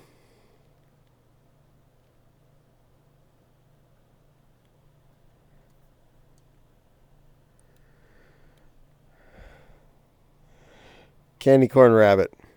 Yep, something like that. It's a fey creature. I have fairy wings, and I'm pink, and I have a unicorn horn, and I'm all sporkly, and I have heart sporkle particles around me. So, how is this different from you in real life? I don't have fairy wings, or I'm bunny, or have a unicorn horn, or sparkly hearts that float around me. Yeah, you kind of do, actually. You do a concern? Well, what concern? Is the fey creature scary? Are you worried it's going to do things? It's all happy. They're happy creatures. Fey creatures are always happy.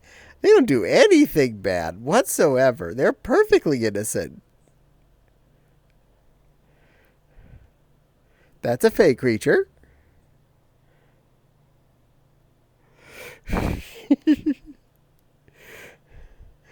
I actually really do like that one. A friend of mine, that's how I met them, was in a that particular bun.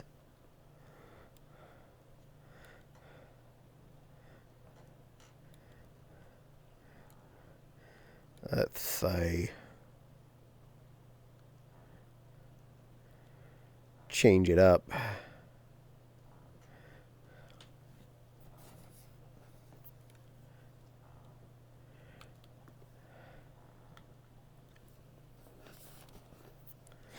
Tweet.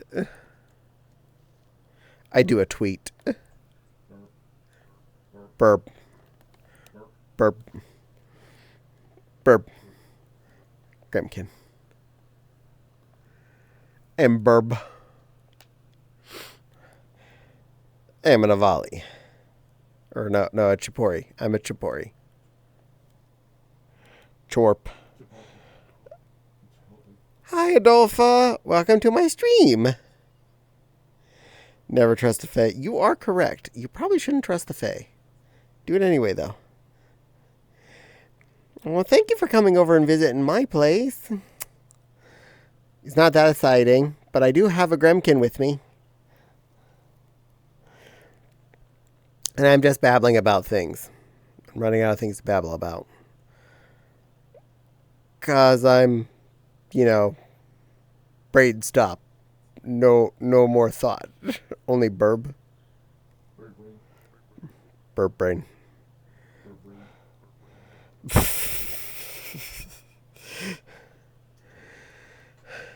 brain.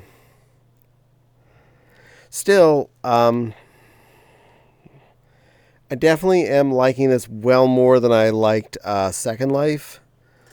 Because even though I don't have as much freedom to do a lot of the things that I can't do here, the things that I can do, I do much more funly. I actually much more enjoy the...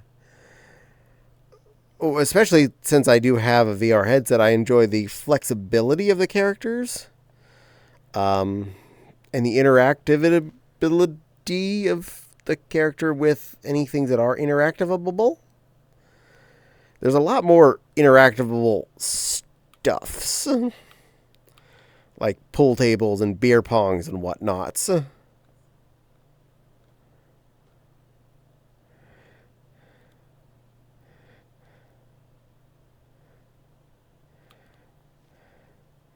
Any of that might be fun.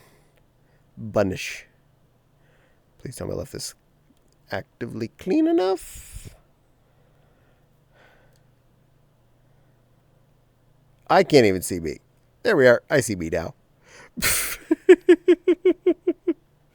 There. Benoy. Hello, my little dearlet. Oh, you disappeared.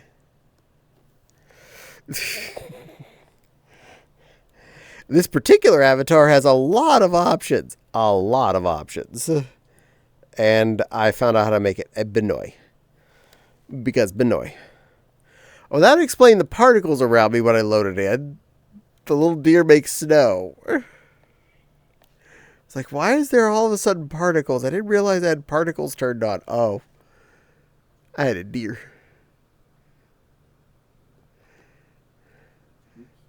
Oops. Yeah, you're off camera, fortunately.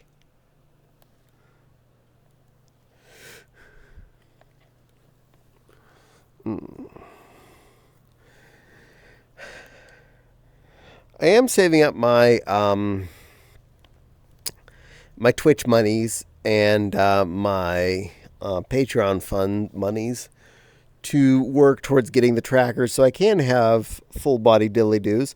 Oh, thank you. Yes, I probably should hydrate. Sorry, I break my wrist there to do this. No, almost there, almost there, almost the desk. There it is. Found the water bottle.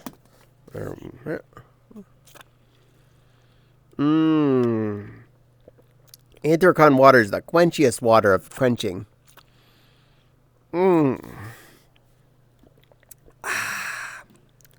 I like how it made my character blush, whatever it was I was doing with my hand while I was doing that. So, bonus. There we are. Yes, for instance, we're in the same avatar right now. No, really, we're in the same avatar. That cute little kitty next to me, or Foxy, or whatever. It's very anime. Is the same critter, just with different options turned on. So, you may not have editable parts, like I can just take the head off of this bunny and put it on that Renamon. But on that same exact self, you can turn the bunny ears on instead of the pointy ears. Or make it pink. Or give it a different hair. Like there's several hairs for this critter. And you can make it you. Also, the hair's grabbable and clickable, so I left it sticking out like that.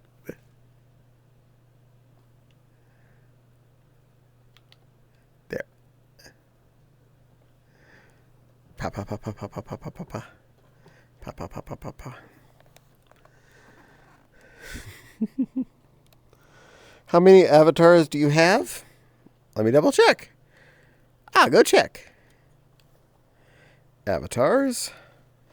I currently have 33 free foundling items. Well, actually 32, because one of my is a save of one of my uploaded ones, and 4 uploaded ones. So 36 total.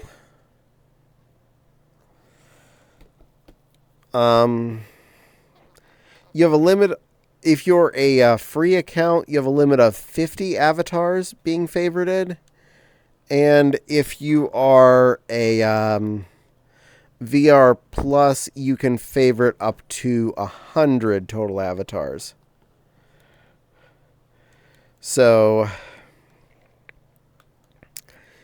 there's a lot out there that are free you can go and find. Uploaded, I don't think there's a limit to. Oh, I'm sorry. Apparently, I thought it was 100. I'm looking at the menu here. It's 300. You can have up to 300 favorited if you get VR Plus. Which I'm curious. It's on the list here. $9.99 a month or $99 a year. So, for less than the price of Netflix, you can have VR Plus. There's a few other options too, like it doesn't show on the camera, but above people, there's their little nameplate, and you have your group is listed above your name itself if you have one open. But if you have VR Plus, it also has a little like thumbnail picture next to it that I believe is customizable, so you can make your little personal icon whatever you want.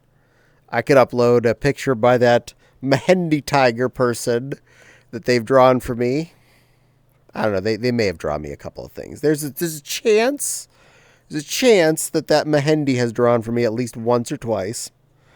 And I might have at least 1 or 2 pictures I could use a head frame out of and stick up there.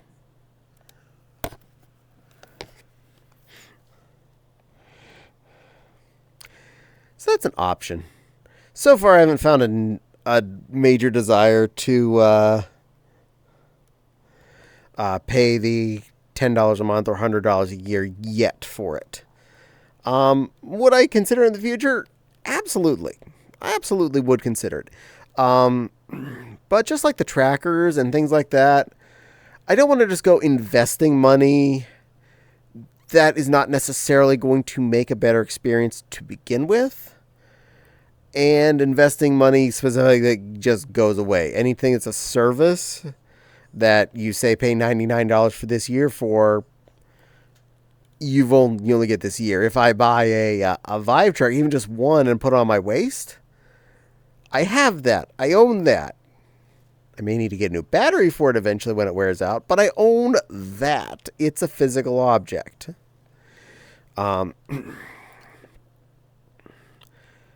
So that's still on the next list, as it were, is potentially getting the tracky trackers. And thank you to all of you who do watch my streams and or have gotten subs and whatnot. You really are helping towards that function. I was looking at my potential payouts stuff the other day on the Twitches. And if everything works well, I'm actually going to get my first actual payout from Twitch next month. So that's going to be kind of cool. Me hanging out with you guys, me, being a goofball on camera for fun, me playing video games for you in my spare time is actually paying me eventually here. That's cray cray. Because I find this to be fun. I don't find this jorb. I find this play. This is what I do to not think about jorb. I come here to be off work, not make it be my work. So if it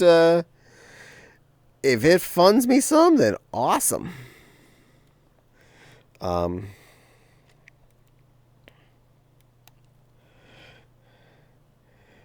Mow.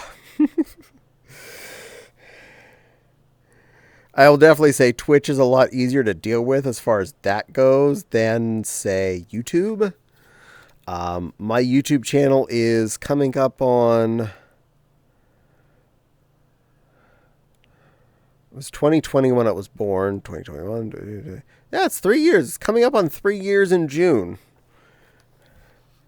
Technically, it still earns me $0. I have uploaded almost 1,000 videos. I have 730 some people who follow me.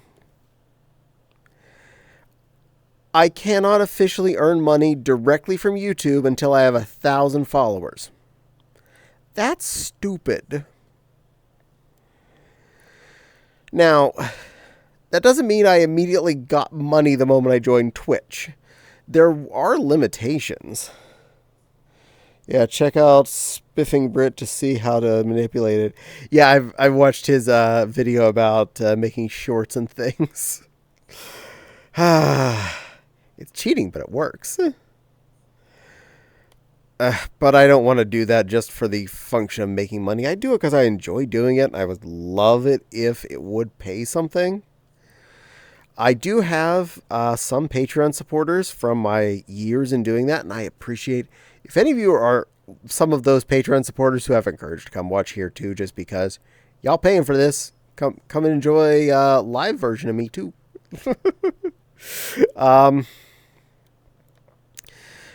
It has to earn money in and of itself. And Twitch, you do have to get at least a minor hurdle to be allowed to earn money. It was something like 3 average viewers per hour, and like 7 hours stream, and 6 streams in a month or something. I forget the numbers, but you had some minimals you had to do. And then it automatically unlocks the ability to get ad revenue. So for any of you that are seeing ads and dealing with them, 100% appreciate it. I do get paid for every single one of those you see. And once you do that, it unlocks the ability to have subscriptions. So people can pay to have no ads and pay to help support the channel, which I don't expect that. I am not looking at all of you and saying, Why aren't you buying subscriptions to my channel and donating to me because you're all me? No, I'm just saying it's an option. You don't have to. Also, there's the ability to donate bits, which is another a direct currency. You buy those with real monies and they donate to the streamers.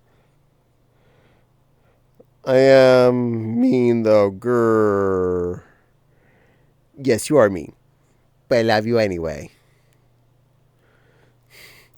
You and your little dogs too, and your cats, and your dog husband.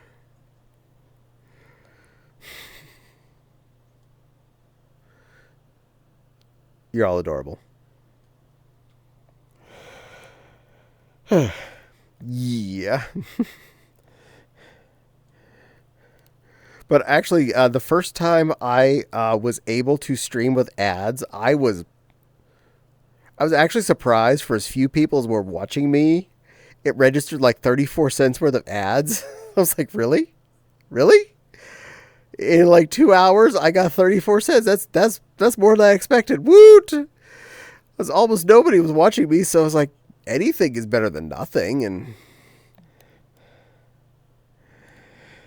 you only have to hit a ratio, a kill ratio of $50 in your Twitch bank for when payout day comes, and they'll put money in your checking account, which is pretty darn cool. Which, yes, if you missed me mentioning that, I should, thanks to someone who bought another pack of subs last month, have just enough rolling over to hit that first payout. Some mad kitty that did that. And yes, you're allowed to bark, Mendy. They're your tiger some of the time. Or dog. Or an owner of lots of dog. A lot of lovey, snuggly, wonderful dog. No chair. Go. No. I killed the chair. I actually find the chair really creepy, honestly.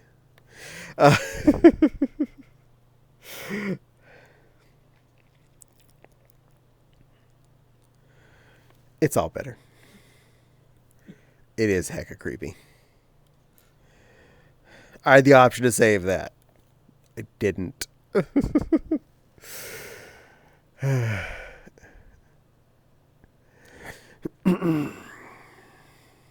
Now that's cute. F.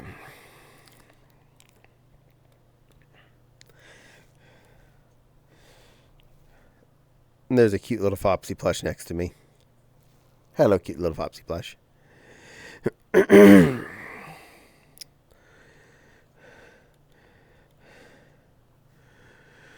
But yeah, when I first started Twitch streaming here, Monday nights was a fursuit chat thing because I didn't have access to much control here in VR chat, and I either didn't know how to in desktop mode, or couldn't get the camera to be a fixtured place like I can with VR mode like this is.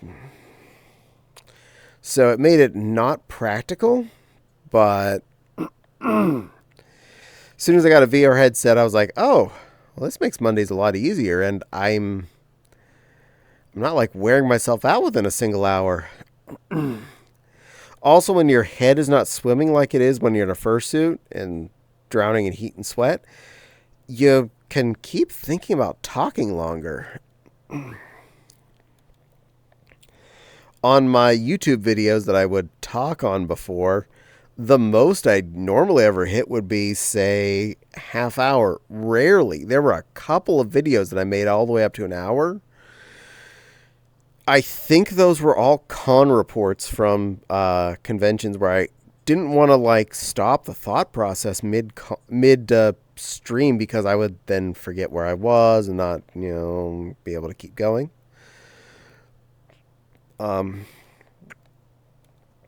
But other than that, the most they normally were half-hour long chat videos because fursuit had lack of easily continued brain function, and well, they're recorded, so I don't have interaction like I do now, like seeing the word Mochi Fox being said by Mindy there, who is a wonderful bean.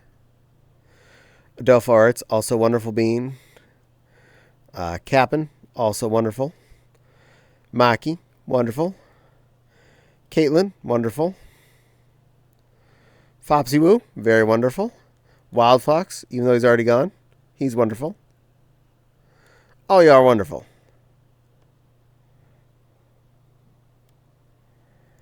In fact, is there anyone hiding that I can't see? Elisidra? If you're actually here, hi. Otella? Oh, 01 Ella, hi.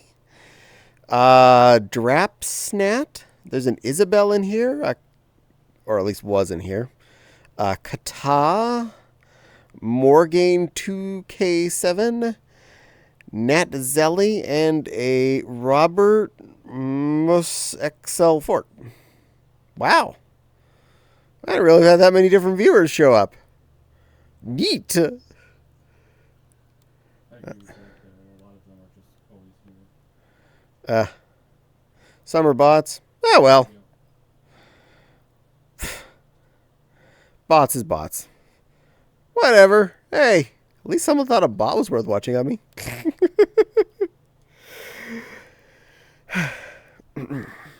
And we'll happily ban them if they start doing stupid things like advertising. Oh, you want a bajillion followers? Message me and I'll do it for you.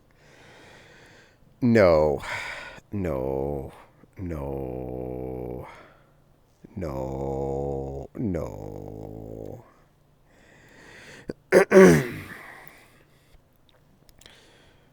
The fox has gotten bigger. Hi, bigger fox. That's what I get for not looking to my left. Meow.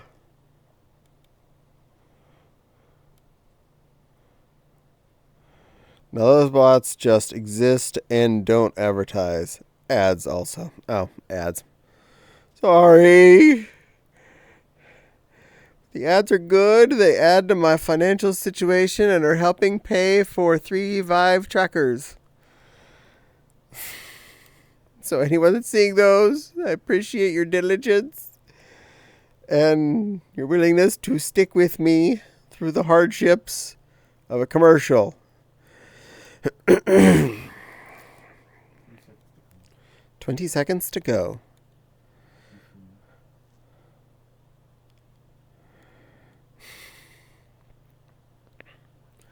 You see, I don't even love my Fopsy Woo enough to pay for a subscription for that one to also be able to not have ads. That's how much I don't love my husband, wife, whatever. My Fox plush. I don't pay for one for me either. It just automatically gives me ad-free viewing of my own stupid self. Sweetie Hun, bad manners to read out your viewers list. Oh, it is? I'm sorry. I did not know that. I apologize. I won't do that again. I'm still pretty new to this whole streaming thing.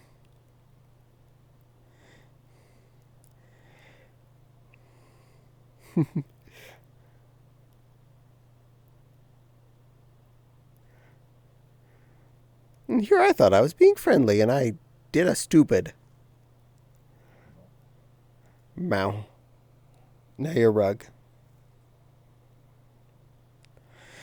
Alright, my fox now rug under me.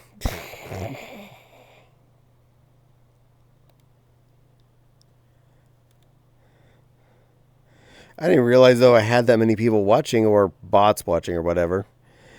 Because all I ever see is the little number at the bottom of the screen, which currently says a number 6.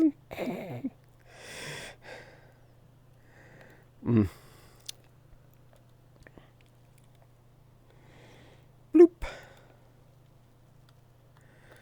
Don't worry. One of these days, I will grow up and be a smart streamer. At least I know I'm a well-behaved guest when I show up on anyone else's streams and been quiet and less spoken to, or had something useful to say that was polite and not invasive. You are really big. No, you're really small. Yeah, the number of people is actually watching, though sometimes others don't show if it's not being watched. Yeah, I figured that one day when I was like, there are people that are lurkers that don't want to be mentioned in the stream. Ah, that would actually make some sense. That makes a good reason why I shouldn't do that. I appreciate you mentioning that. I promise I will be a better little Benoit and not do that again. Or whatever I happen to be at the moment. And you'll be a good BAP? Will you be a good BAP? Maybe. Yeah, maybe it's better than nothing.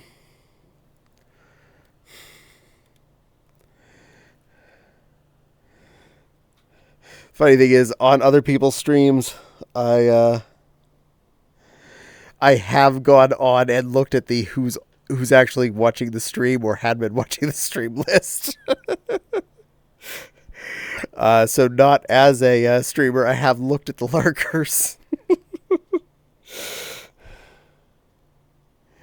I appreciate little Adolpha puppy. You are a sweet lady, and I like you. Also, I'm going to keep watching your stream whenever you're on because you're fun. You're fun.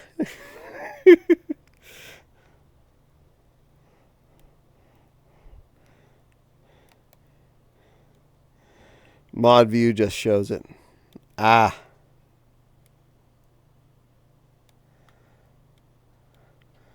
I wonder.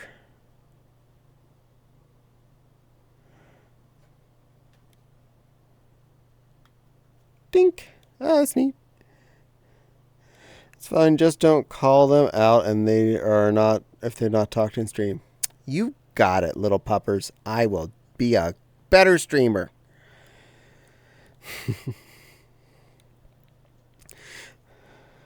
Oh, thank you. Thank you for calling me cute.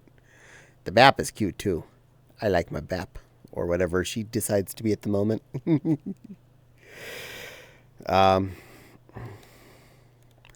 I have learned a lot of etiquette hanging out on other people's streams. That includes do not advertise. And I am very good about not advertising myself at other people's streams. And okay, Mandy, you have a good rest of your night. Thank you for hanging out and doing stuff. See you later.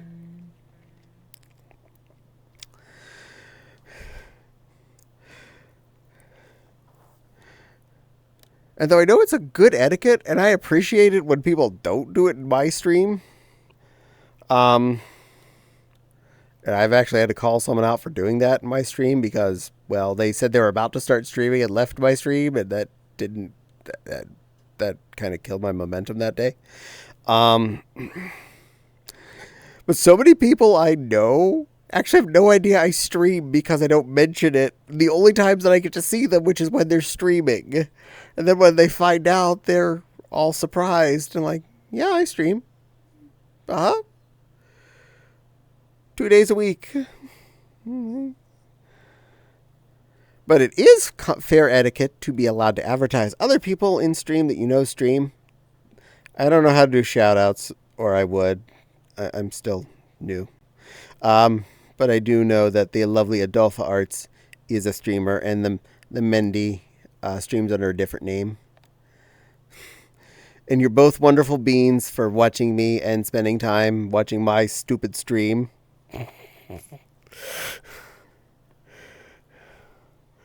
Because I'm just a dumb, at the moment, Benoit.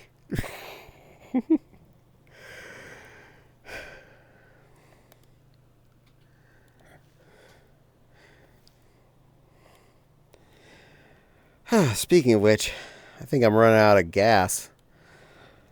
Whew. I have had a long day before this started. Normal work day, so I worked 8 hours before coming in to do this. The bat was oh slash shout out username. I need to turn on the on-screen keyboard or something so I can do that more effectively. Because I'd have to reach over to my keyboard to do that, and that is way the heckers over there right now. I'm pointing that direction, but you have no comprehension of how far over there actually is, just so I don't accidentally smack my desk because I'm moving around.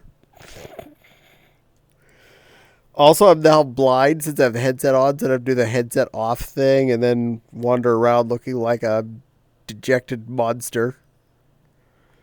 I'll show you how to set up Steam cameras. Yay! Don't add the at in the name. Got it. Got it. I owe you a shouty. I'll take care of that next time.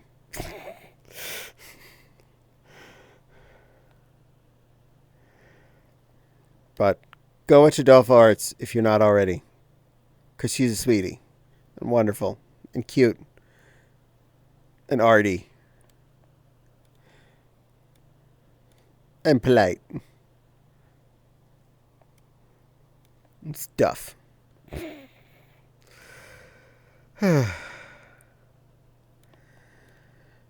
Okay. Give me the thing. Okay. Actually, since I'm going to do that, anyway, I do need my keyboard for something. Ugh. Hold on. Old man movements. I'll turn that off. I'm walking through my screen. Am I at my desk? Am I here? Ta-da. Yeah, I made it. All right. First off, I'm going to try that. Slash. Out.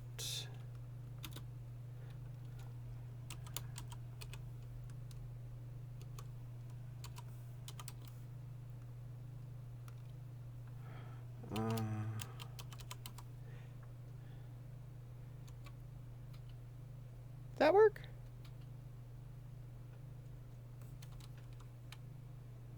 Yep.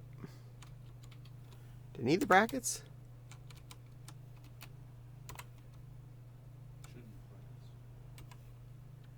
Hmm.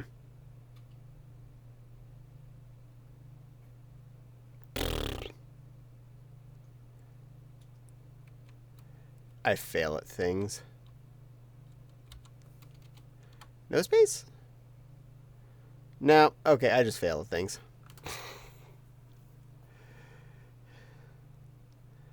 I'll work on that. Let's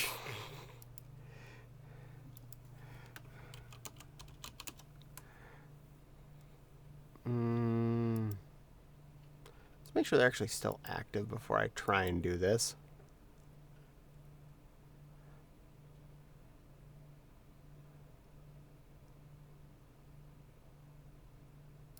Looks like it.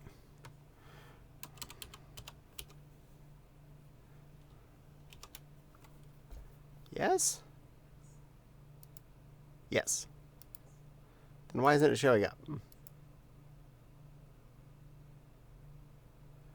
Oh. Because it's case sensitive?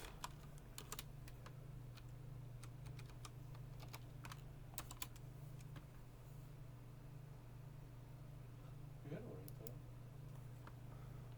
though. Boop. You had it right the first time, but it didn't. Weird. Well, maybe not, because showing up with a capital A in one list and lowercase a in the other says maybe. Maybe you gotta go with the visible username.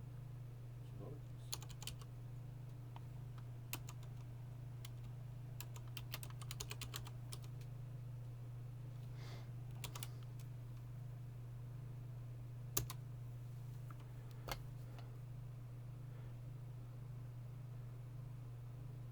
apologize for being quiet. Ah, there we are. That's the person I wanted to raid. Perfect. Alright. I picked out a cutie poof to raid too. They're a very nice little pink one. So, be nice. And let me know Caddie sent you. Remember, I stream every Monday and Wednesday. Monday, 7 till ?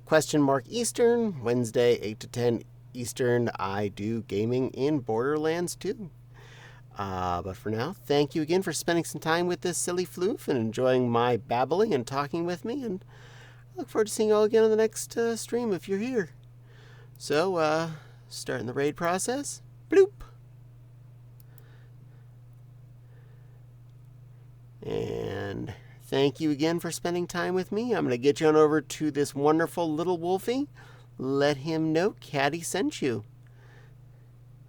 Bye, Adolpha. Thank you for visiting me. Oh, hold on. Try and hug. I'm attempting. I'm failing at this. Anyway, have fun, cuties. I will see you next time.